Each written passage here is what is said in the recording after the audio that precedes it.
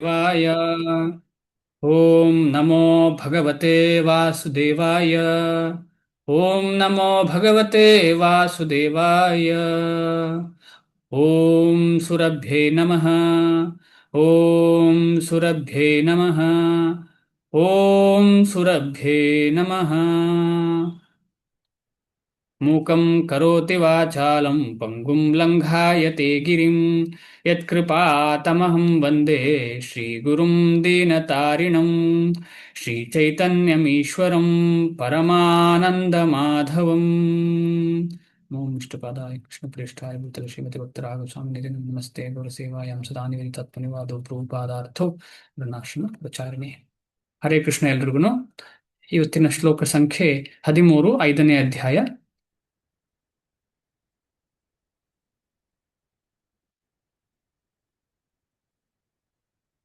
ಶ್ಲೋಕ ಓದ್ತೀನಿ.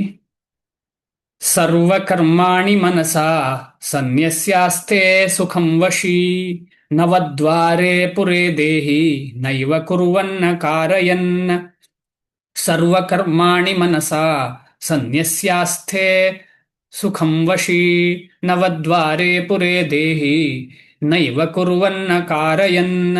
ಸರ್ವಕರ್ಮಾಣಿ ಮನಸಾ ಸನ್ಯಸ್ಯಾಸ್ಥೆ ಸುಖಂ ವಶಿ ನವದ್ವಾರೆ ಪುರೇ ದೇಹಿ ನೈವ ಕುರ್ವನ್ನ ಕಾರಯನ್. ಸರ್ವ ಕರ್ಮಾಣಿ ಮನಸಾ ಸನ್ಯಸ್ಯ ಅಸ್ತೆ ಸುಖಂ ವಶಿ. ಅರ್ಥ ಆಗ್ತದೆ ಸುಲಭದಲ್ಲಿ. ಸರ್ವಕರ್ಮಾಣಿ, ಎಲ್ಲಾ ಕರ್ಮಗಳನ್ನ, ಮನಸ್ಸಿನಿಂದ, ಸನ್ಯಸ್ಯ, ಸನ್ಯಾಸ್ಯ ಅಂತ ಹೇಳಿದ್ರೇನು, ಸನ್ಯಾಸಿ ಆಗುವುದು ಅಂದ್ರೆ ಏನು, ಎಲ್ಲವನ್ನ ಭೂತಕ್ಕೆ ಸಂಬಂಧಪಟ್ಟದ್ದನ್ನು ಅಂದ್ರೆ ಆಧ್ಯಾತ್ಮವಲ್ಲದನ್ನೆಲ್ಲ ತಗೊಳ್ಳುವುದಿಲ್ಲ, ಆಧ್ಯಾತ್ಮ ಆದದ್ದನ್ನು ಮಾತ್ರ ತಗೊಳ್ಳುದು, ಆಧ್ಯಾತ್ಮ ಅಲ್ಲದನ್ನ ಬಿಡುವಂಥದ್ದು ಸನ್ಯಾಸಿಯ ಹಾಗೆ ಮಾಡ್ತಾನೆ.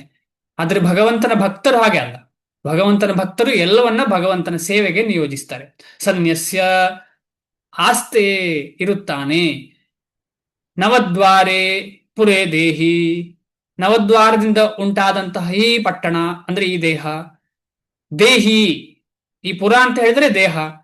ದೇಹಿ ಅಂದ್ರೆ ದೇಹದಾರಿ ಆತ್ಮನು, ಆ ಪುರದಲ್ಲಿ ಇರುವಂತಹ ಆತ್ಮನು. ನ ಎಂದಿಗೂ, ಏವ ಖಂಡಿತವಾಗಿಯೂ, ಕುರುವನ್ ಏನನ್ನಾದರೂ ಮಾಡುತ್ತಾ, ನ ಇಲ್ಲ, ಕಾರಯನ್ ಮಾಡಿಸುತ್ತಾ. ಶ್ರೀಲ ಪ್ರಭುಪಾದ ಕಿ ಜೈ. ಅನುವಾದ ಮತ್ತು ಭಾವಾರ್ಥ.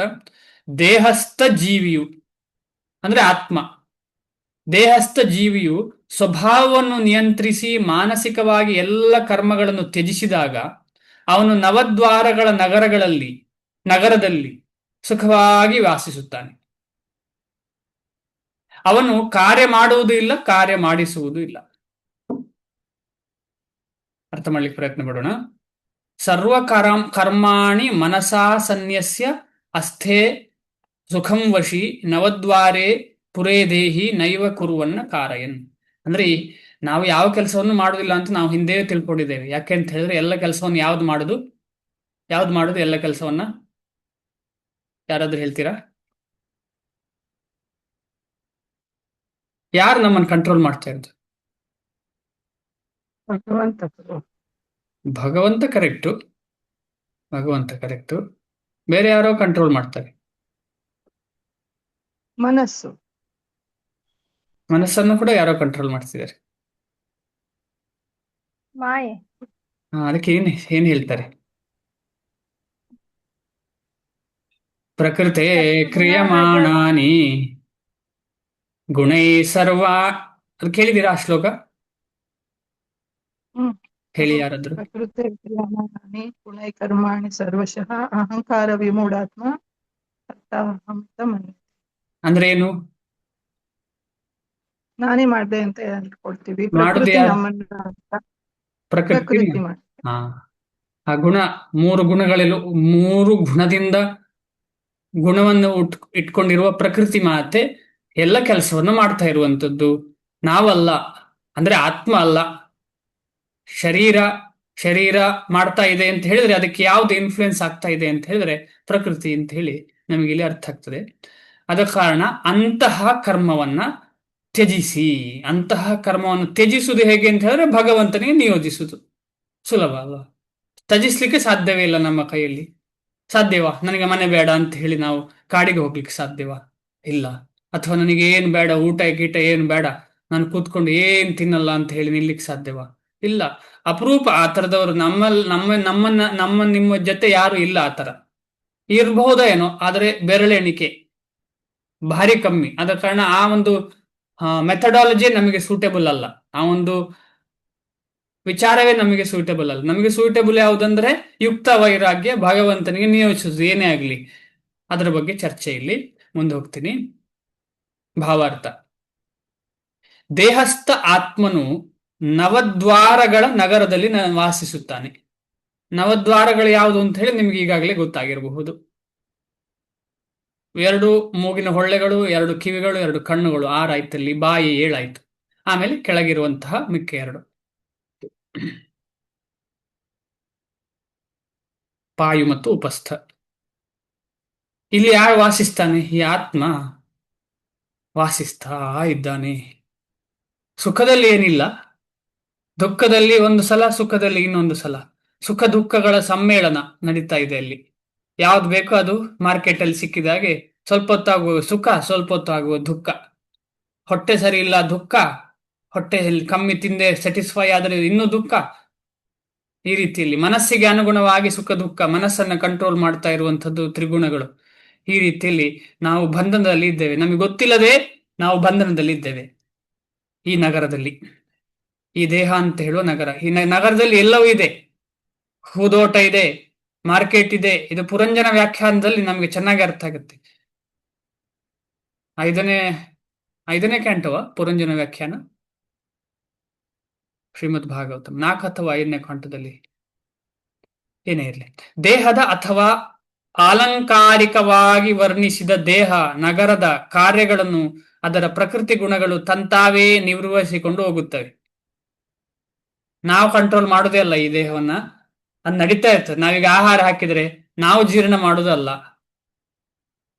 ಎಲ್ಲವೂ ಅದರಷ್ಟಕ್ಕೆ ನಡೀತಾ ಇರ್ತದೆ. ನಮಗೆ ಬೇಕಾದ ರೀತಿಯ ಆಹಾರ ನಾವು ಅದನ್ನು ಚೂಸ್ ಮಾಡೋದು ನಮ್ಮ ಒಂದು ಕೆಲಸ, ಆದ್ರೆ ನಡೆಸುವಂಥದ್ದು ಅದೇ ನಡೀತಾ ಇರ್ತದೆ. ಈ ರೀತಿಯಲ್ಲಿ ಎಲ್ಲಾ ಚಟುವಟಿಕೆಗಳು ದೇಹದ ಒಳಗೆ ಹೃದಯ ಬಡಿತವಾಗಲಿ, ರಕ್ತವನ್ನ ಬೇರೆ ಬೇರೆ ಧಮನಿಗಿಂದ ಬೇರೆ ಬೇರೆ ಕಡೆಗೆ ಕಳಿಸುವಂಥದ್ದಾಗ್ಲಿ, ಇದೆಲ್ಲ ತನ್ನಿಂದ ತಾನೇ ನಡೀತಾ ಇರ್ತದೆ. ನಾವು ಅದಕ್ಕೇನು ಸ್ವಿಚ್ ಆನ್ ಸ್ವಿಚ್ ಆಫ್ ಮಾಡೋದೇ ಇಲ್ಲ. ಈಗ ಬೇರೆ ಮೆಷಿನಿಗೆಲ್ಲ ಸ್ವಿಚ್ ಆನ್ ಸ್ವಿಚ್ ಆಫ್ ಮಾಡ್ತೇವೆ, ನಾವೇನು ಮಾಡೋದಿಲ್ಲ, ಅದು ನಡೀತಾ ಇರ್ತದೆ. ಆದ ಕಾರಣ ಹೇಗೆ ಅದು ನಡೀತದೆ? ಅದು ನಮ್ಮ ಕೈಯಿಂದ ಅಲ್ಲ ನಡೀತಾ ಇರುವಂಥದ್ದು ಅಂತ ನಮ್ಗೆ ಗೊತ್ತು. ಅದಕ್ಕೆ ಅಭಿಮಾನಿ ದೇವತೆಗಳಿದ್ದಾರೆ, ಆ ದೇವತೆಗಳೆಲ್ಲ ಸೇರ್ಕೊಂಡು ಮಾಡುವಂತಹ ಕಾರ್ಯ ಇದು. ಆದ ಕಾರಣ ನಾವೆಲ್ಲರೂ ಈ ದೇವಾದಿ ದೇವತೆಗಳಿಗೆಲ್ಲರಿಗೂ ನಾವು ಕೃತಾರ್ಥರಾಗಿರ್ಬೇಕು. ಅದಕ್ಕೋಸ್ಕರ ನಾವು ಹರೇ ಕೃಷ್ಣ ಮಹಾಮಂತ್ರ ಜಪ ಮಾಡಿದ್ರೆ ಅವರಿಗೆಲ್ಲರಿಗೂ ತೃಪ್ತಿ ಆಗತ್ತೆ. ಆತ್ಮನು ದೇಹದ ಸ್ಥಿತಿಗೆ ತನ್ನನ್ನು ಒಳಪಡಿಸಿಕೊಂಡಿದ್ದರೂ ಬಯಸಿದಾಗ ಆ ಸ್ಥಿತಿಯನ್ನು ಮೀರಬಲ್ಲನು. ಇಲ್ಲಿದ್ದುಕೊಂಡೇ ಈ ಆತ್ಮದ ಸ್ಥಿತಿಯಿಂದ ಮೇಲೆ ಬಂದವನಿಗೆ ಏನ್ ಹೇಳ್ತಾರೆ? ದೇಹದ ಸ್ಥಿತಿಯಿಂದ ಮೇಲೆ ಬಂದವನಿಗೆ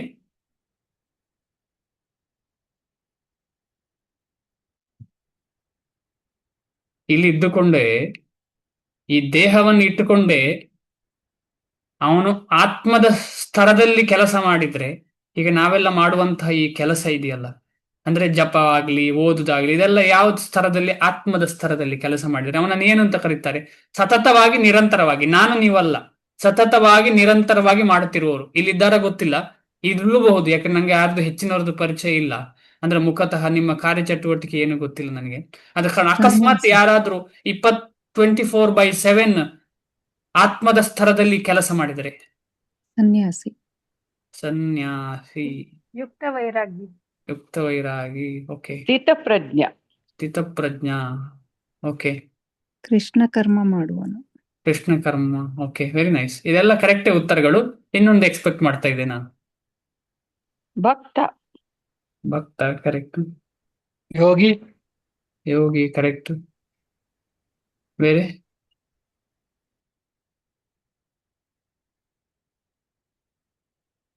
ತುಂಬಾ ಇಂಪಾರ್ಟೆಂಟ್, ಅದರಲ್ಲೇ ಉತ್ತರ ಇದೆ ನಾನು ಹೇಳಿದ್ರಲ್ಲಿ. ಆತ್ಮದ ಸ್ಥಿತಿಯಲ್ಲಿ ಕಾರ್ಯ ಮಾಡುವವನು ಮುಕ್ತ ಜೀವಿ. ಮುಕ್ತ ಜೀವಿ, ಬದ್ಧ ಮತ್ತು ಮುಕ್ತ ಎರಡೇ ಇರುವುದು. ಬದ್ಧ ಅಂತ ಹೇಳಿದ್ರೆ ಏನು? ಬದ್ಧ ಅಂತ ಹೇಳಿದ್ರೆ ಈ ತ್ರಿಗುಣಾತ್ಮಕವಾದಂತಹ ದೇಹ ಮತ್ತು ಪ್ರಕೃತಿಯ ಆಧೀನದಲ್ಲಿ ಇರುವವನು ಅವನೇನು ಬದ್ಧ ಜೀವಿ, ಅಂದ್ರೆ ನಾವೆಲ್ಲ ಬದ್ಧ ಜೀವಿಗಳು. ಆಮೇಲೆ ಮುಕ್ತ ಜೀವಿ ಯಾರು? ಸಂಪೂರ್ಣವಾಗಿ ಆತ್ಮದ ಸ್ತರದಲ್ಲಿ ಕೆಲಸ ಮಾಡೋದು ಅಂತ ಹೇಳಿದ್ರೆ ಏನು? ಭಗವಂತನ ಸೇವೆ ಮಾತ್ರ. ಆತ್ಮದ ಸ್ತರದಲ್ಲಿ ಇರೋದು ಕೆಲಸ ಅಂದ್ರೆ ಭಗವಂತನ ಸೇವೆ, ಬೇರೆ ಏನೂ ಮಾಡುದಿಲ್ಲ. ಭಗವಂತನ ಸೇವೆ ಮಾತ್ರ ಇಡೀ ಜೀವನದಲ್ಲಿ ಮಾಡುವವರು ಏನು? ಅವರು ಮುಕ್ತ ಜೀವಿಗಳು. ಇಲ್ಲಿ ಇದ್ದುಕೊಂಡೇ ಅವರು ಮುಕ್ತಿ ಪಡೆದವರು ಅಂತ ಅರ್ಥ. ಆದ ಕಾರಣ ನಾವು ನೋಡ್ಬೋದು ಎಷ್ಟು ವೈಷ್ಣವರಿದ್ದಾರೆ ಮುಕ್ತ ಜೀವಿಗಳು ಅಂತ ಹೇಳಿ. ನೋಡ್ಲಿಕ್ಕೆ ಅವರೆಲ್ಲ ಈ ಬದ್ಧ ದೇಹದಲ್ಲಿದ್ದಾರೆ, ನೋಡ್ಲಿಕ್ಕೆ ಅವರು ಸ್ಟ್ರಗಲ್ ಆದ ಹಾಗೆ ಕಾಣ್ತಾ ಇದೆ, ಆದ್ರೆ ಅವರೆಲ್ಲ ಮುಕ್ತ ಜೀವಿಗಳು. ಅಂಥ ಒಂದು ಪರಿಸ್ಥಿತಿ, ಅಂಥ ಒಂದು ವಿಚಾರವನ್ನ ಶ್ರೀಲ ಪ್ರಭುಪಾದರು ಅಷ್ಟು ಪಸರಿಸಿ ಎಷ್ಟು ಮುಕ್ತ ಜೀವಿಗಳನ್ನ ನಮ್ಮ ಎದುರೇ ಕಾಣುವ ಹಾಗೆ ಮಾಡಿದ್ದಾರೆ ಶ್ರೀಲ ಪ್ರಭುಪಾದರು. ಎದುರೆದುರೇ ನಮ್ಗೆ ಗೊತ್ತಿದೆ ಯಾರು ಅಂತ ಹೇಳಿ, ನಮ್ಗೆಲ್ಲರೂ ಗೊತ್ತು. ನಮ್ಮ ಗುರುಗಳಾಗಿರಬಹುದು, ಎಲ್ಲರ ಗುರುಗಳು ಕೂಡ, ಎಲ್ಲರನ್ನು ನಾವು ನೋಡಬಹುದು. ಆಮೇಲೆ ಅವರ ಉಚ್ಚಕೋಟಿ ಭಕ್ತರು ಎಷ್ಟೋ ಜನ ಇದ್ದಾರೆ, ಸಾಧನೆ ಮಾಡುವವರು, ಬ್ರಹ್ಮಚಾರಿಗಳಿದ್ದಾರೆ, ಗೃಹಸ್ಥರಿದ್ದಾರೆ. ಅವರನ್ನೆಲ್ಲ ನೋಡುವಾಗ ನಮ್ಗೆ ಅರ್ಥ ಆಗ್ತದೆ ಅವರು ಇಲ್ಲಿಯವರಲ್ಲ ಅವರು ಅಂತ ಹೇಳಿ, ಅವ್ರು ಇಲ್ಲಿಗೆ ಸೂಟೇಬಲ್ ಅಲ್ಲ ಅಂತ ಹೇಳಿ ಅರ್ಥ ಆಗ್ತದೆ. ನಮಗೆ ನೋಡುವಾಗ ನಾವು ಇಲ್ಲೂ ಅಲ್ಲ ಅಲ್ಲೂ ಅಲ್ಲ ಅಂತ ಅನ್ನಿಸ್ತಾ ಇದೆ, ತ್ರಿಶಂಕುವಲ್ಲಿ ಇದ್ದೇನಲ್ಲ ನಾನು ಅಂತ ಹೇಳಿ. ಏನೇ ಇರ್ಲಿ, ಅವರೆಲ್ಲರ ಒಂದು ಕರುಣೆಯಿಂದ, ಅವರೆಲ್ಲ ಮರ್ಸಿಯಿಂದ ನಾವು ಕೂಡ ಅವರ ಸ್ತರಕ್ಕೆ ಆದಷ್ಟು ಬೇಗನೆ ಹೋದ್ರೆ ನಮಗೆ ಭಗವಂತನ ಧಾಮ ಸೇರುವ ಅವಕಾಶ. ಆದ ಕಾರಣ ನಾವೆಲ್ಲ ಪ್ರಯತ್ನ ಪಡೋಣ. ನಾವು ಯಾವ ಜಾತಿ, ಯಾವ ದೇಹ, ಹೆಣ್ಣೋ ಗಂಡೋ ಮಗುವೋ ವೃದ್ಧನೋ ಅಂತ ಏನು ಚಿಂತನೆ ಮಾಡದೆ ಮನಸ್ಸಿನ ಹೃದಯದಿಂದ ಒಳಗಿಂದ ನಾವು ಜಾಸ್ತಿ ಜಾಸ್ತಿ ಭಕ್ತಿಯನ್ನು ಮಾಡಲಿಕ್ಕೆ ಪ್ರಯತ್ನ ಪಡೋಣ. ಯಾಕೆಂದ್ರೆ ನಮ್ಮ ಎಲ್ಲರ ಪರಿಸ್ಥಿತಿ ಬೇರೆ ಬೇರೆ, ಭಿನ್ನವಾದಂತಹ ಪರಿಸ್ಥಿತಿ. ಒಬ್ಬರು ಮನೆಯಲ್ಲಿರ್ಬೋದು, ಒಬ್ಬರು ಕೆಲಸಕ್ಕೆ ಹೋಗ್ಬೋದು, ಏನೇನು ನಡಿಬಹುದು. ಆದ ಕಾರಣ ಶಾಸ್ತ್ರ ಹೇಳಿದಷ್ಟೇ ಲೆವೆಲ್ ಅಲ್ಲಿ ನಾವು ಅಷ್ಟು ಬೇಗನೆ ತಲುಪ್ತೇವೆ ಅಂತ ಹೇಳಲಿಕ್ಕೆ ಸಾಧ್ಯ ಇಲ್ಲ, ಆದ್ರೆ ಹೃದಯದಲ್ಲಿ ಸಾಧ್ಯ ಇದೆ. ಈಗ ಮನೆಯಲ್ಲಿ ಏನೇ ಇರ್ಲಿ, ಮನೆಯೇ ವೃಂದಾವನ ಅಂತ ತಿಳ್ಕೊಳ್ಳೋದೇನು ಪ್ರಾಬ್ಲಮ, ಕಷ್ಟವ? ನನ್ನ ಮನೆಯೇ ವೃಂದಾವನ ಅಂತ ಹೇಳಿ ತಿಳ್ಕೊಳ್ಳೋದೇನು ಕಷ್ಟವ? ಅದನ್ನು ಅನ್ಕೊಳ್ಳೋದೇನು ಕಷ್ಟವ? ಏನು ಕಷ್ಟ ಇಲ್ಲ, ಇದು ಮನಸ್ಸು ಬೇಕಷ್ಟೇ. ಮನಸ್ಸಿನಲ್ಲಿ ನನ್ನ ಮನೆಯೇ ವೃಂದಾವನ, ಇದನ್ನು ಚೆನ್ನಾಗಿ ನೋಡ್ಕೊಂಡು ಕೃಷ್ಣನನ್ನೇ ನಾನು ಯೋಚನೆ ಮಾಡ್ತಾ ಇರ್ತೇನೆ ಅಂತ ಹೇಳೋದು ಕಷ್ಟ ಇಲ್ಲ, ಅದು ಖಂಡಿತವಾಗಿ ಕಷ್ಟ ಇಲ್ಲ, ಮನಸ್ಸು ಬೇಕಷ್ಟೇ. ವೃಂದಾವನದ ರೀತಿಯಲ್ಲಿ ನಾನು ಇದನ್ನೆಲ್ಲ ಬದಲಾವಣೆ ಮಾಡ್ತೇನೆ ಅಂತ ಹೇಳಿದ್ರೆ ಏನು ಸಾಧ್ಯ ಇಲ್ವಾ? ಸಾಧ್ಯ ಇದೆ, ಖಂಡಿತ. ಅಂದ್ರೆ ಆ ಒಂದು ಮನಸ್ಸು ಬೇಕು ಅಂತ ಹೇಳಿದ್ರೆ ಏನು? ಸತತವಾದಂತಹ ಸಂಪರ್ಕ ಭಕ್ತರದ್ದು ಬೇಕು, ಇಲ್ಲಾದ್ರೆ ಅದು ತಪ್ಪಿ ಹೋಗ್ತದೆ, ಆಗಾಗ ತಪ್ಪಿ ಹೋಗ್ತದೆ. ನಮ್ಗೆ ಗೊತ್ತು ವೃಂದಾವನ ಅಂತ ಹೇಳಿ, ಆದ್ರೆ ಅಲ್ಲ.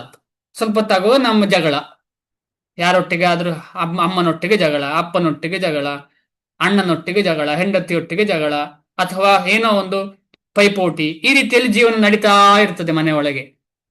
ಆದ್ರೆ ಭಕ್ತನಾದವ ಅಲ್ಲಿ ಇದ್ದುಕೊಂಡು ಅದನ್ನ ವೃಂದಾವನ ಅಂತ ಮನಸ್ಸಲ್ಲಿ ತಿಳ್ಕೊಂಡು ಯಾರು ಜೀವನ ನಡೆಸ್ತಾರೆ ಅವನಿಜಾನ ಎಂಥದೇ ಪ್ರಾಬ್ಲಮ್ ನಡೀತಾ ಇರ್ಲಿ, ಏನೇ ಇರ್ಲಿ. ಯಾಕೆಂತ ಹೇಳಿದ್ರೆ ನೆಕ್ಸ್ಟ್ ಶ್ಲೋಕಗಳೆಲ್ಲ ಬರ್ತದೆ, ಭಕ್ತನಾದವನಿಗೆ ಮುಕ್ತಿಯಲ್ಲಿ ಆಸೆ ಇಲ್ಲ, ಭಕ್ತನಾದವನಿಗೆ ಭೋಗದಲ್ಲಿ ಆಸಕ್ತಿ ಇಲ್ಲ. ಆದ ಕಾರಣ ಈ ದೇಹ ಇರುವವರೆಗೆ ಭಗವಂತನ ಸೇವೆಗೋಸ್ಕರ ಈ ದೇಹ ಸಿಕ್ಕಿದೆ, ಆದ ಕಾರಣ ಇದರ ಒಳಗಿದ್ದುಕೊಂಡು ನಾನು ಭಗವಂತನ ಸೇವೆ ಮಾಡ್ತೇನೆ ಅಂತ ಹೇಳಿ ಭಕ್ತ ಯೋಚನೆ ಮಾಡ್ತಾ ಇರ್ತಾನೆ. 24/7 ಹೇಗೆ ಭಗವಂತನ ಸೇವೆ ಮಾಡಬಹುದು ಅಂತ ಚಿಂತನೆ ಮಾಡ್ತಾ ಇರ್ತಾನೆ. ಚಿಂತನೆ ಅಂತ ಹೇಳಿದ್ರೆ ಮನಸ್ಸನ್ನ ಭಗವಂತನ ಕಡೆ ಕರ್ಕೊಂಡು ಹೋಗ್ತಾ ಇರ್ತಾನೆ ಅವ ಭಕ್ತ. ಆದ ಕಾರಣ ಆತ್ಮನು ದೇಹದ ಸ್ಥಿತಿಗೆ ತನ್ನನ್ನು ಒಳಪಡಿಸಿಕೊಂಡಿದ್ದರೂ ಬಯಸಿದಾಗ ಈ ಸ್ಥಿತಿಯನ್ನು ಮೀರಬಲ್ಲನು. ಅಂದ್ರೆ ಈ ಕ್ಷಣದಲ್ಲಿ ನಾವು ಯಾವಾಗ ಕೃಷ್ಣನ ಬಗ್ಗೆ ಯೋಚನೆ ಮಾಡ್ತಾ ಕೃಷ್ಣ ಕರ್ಮದಲ್ಲಿ ನಾವೆಲ್ಲ ಹೇಳಿದಾಗೆ ಇದ್ದೇವೋ ಆಗ ನಾವು ದೇಹದ ಸ್ಥಿತಿಯಿಂದ ಮೇಲೆ ಬಂದಿದ್ದೇವೆ. ನಮಗೆ ಎಲ್ಲಿ ನೋವಿದೆ ಅಂತಲೇ ಚಿಂತನೆ ಇಲ್ಲ, ಈಗ ಎಲ್ಲಿದೆ, ಏನು ಹೊಟ್ಟೆ ಸರಿ ಇದೆಯೋ ಏನು ಇಲ್ಲ. ಯಾಕೆಂತ ಹೇಳಿದ್ರೆ ಕೃಷ್ಣ ಕೃಷ್ಣ ಕೃಷ್ಣ ಕೃಷ್ಣ ಕೃಷ್ಣ ಕೃಷ್ಣ ಕೃಷ್ಣ ಕೃಷ್ಣ ಕೃಷ್ಣ ರಕ್ಷಮಾಂ ಅಂತ ಹೇಳ್ತಾರೆ. ಕೃಷ್ಣ ಕೃಷ್ಣ ಕೃಷ್ಣ ಕೃಷ್ಣ ಕೃಷ್ಣ ಕೃಷ್ಣ ಪಾಹಿಮಾಂ. ತನ್ನ ಉತ್ತಮ ಸ್ವಭಾವವನ್ನು ಮರೆತ ಕಾರಣದಿಂದಲೇ ಆತನು ತನ್ನನ್ನು ಜಡದೇಹದೊಂದಿಗೆ ಗುರುತಿಸಿಕೊಳ್ಳುತ್ತಾನೆ. ಉತ್ತಮ ಅಂತ ಹೇಳಿದ್ರೇನು? ಸ್ವಭಾವ ಅಂದ್ರೇನು? ಉತ್ತಮ ಅಂದ್ರೇನು? ಯಾರಿಗಾದ್ರೂ ಹೇಳ್ಬೋದಾ? ಸ್ವಭಾವ ಅಂದ್ರೇನು? ಉತ್ತಮ ಅಂದ್ರೇನು? ನಿಮಗೆ ಮನಸ್ಸಲ್ಲಿ ಏನು ಅನ್ನಿಸ್ತಾ ಇದೆ? ಸ್ವಭಾವ ಅಂದ್ರೇನು?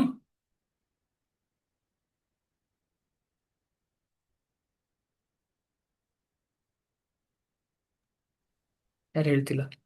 ಸ್ವಭಾವ ಹೇಳಿ. ಉತ್ತಮ ಸ್ವಭಾವ ಅಂದ್ರೆ ಭಗವಂತನನ್ನು ಪ್ರೀತಿಸುವುದು, ಇಲ್ಲ ಭಗವಂತನ ಸೇವೆ ಮಾಡುವುದೇ ಉತ್ತಮ ಸ್ವಭಾವ. ಹಾ, ಖಂಡಿತವಾಗಿ ಕರೆಕ್ಟ್ ಮಾತು, ಅದ್ಭುತ. ಸ್ವಭಾವ ಅಂತ ಹೇಳಿದ್ರೆ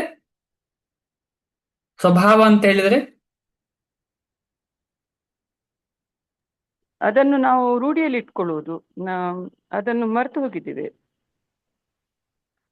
ಉತ್ತಮ ಅಂತ ಹೇಳಿ ಯಾರಿಗೆ ರೆಪ್ರೆಸೆಂಟ್ ಮಾಡ್ತಾ ಉಂಟು, ಆಮೇಲೆ ಸ್ವಭಾವ ಅಂತ ಹೇಳುದನ್ನು ಯಾರನ್ನು ರೆಪ್ರೆಸೆಂಟ್ ಮಾಡ್ತಾ ಉಂಟು? ಉತ್ತಮ ಅಂದ್ರೆ ಭಗವಂತ, ಸ್ವಭಾವ ಅಂದ್ರೆ ನಾವು ಪ್ರೀತಿಸುವುದು, ಸೇವೆ ಮಾಡುವುದು, ಅದು ಸೇವೆ ಮನೋಭಾವ. ಹಾ, ಕರೆಕ್ಟ್. ಈ ಸ್ವಭಾವ ಅಂತ ನಾವೇನ್ ಮಾಡ್ತಿದ್ದೇವೆ, ನಮ್ಮ ಜೀವನದಲ್ಲಿ ನಾವೆಲ್ಲ ಏನು ಸ್ವಭಾವ ಇದೆ, ಅದು ನಿಜವಾದ ನಮ್ಮ ಸ್ವಭಾವ ಅಲ್ಲ. ಅದು ದೇಹ ಮತ್ತು ಮನಸ್ಸು ಅದಕ್ಕೆ ಸಂಬಂಧಪಟ್ಟ ಸ್ವಭಾವ. ಅದು ತಮೋ ಗುಣಕ್ಕೆ ಸಂಬಂಧಪಟ್ಟ ಅಥವಾ ತಮೋಗುಣ ರಜೋಗುಣಕ್ಕೆ ಸಂಬಂಧಪಟ್ಟ ಅಥವಾ ಸತ್ವಗುಣಕ್ಕೆ ಸಂಬಂಧಪಟ್ಟಂತಹ ಸ್ವಭಾವ. ಅದೇನು ಸ್ವಭಾವ? ನಮಗೀಗೆಲ್ಲ ಇರುವಂತಹ ಸ್ವಭಾವ ತಮ. ತಮ ಅಂತ ಹೇಳಿದ್ರೆ ಅಂಧಕಾರದಲ್ಲಿರುವಂತಹ ಸ್ವಭಾವ. ಅಂಧಕಾರ ಯಾವುದು? ಪ್ರಕೃತಿ.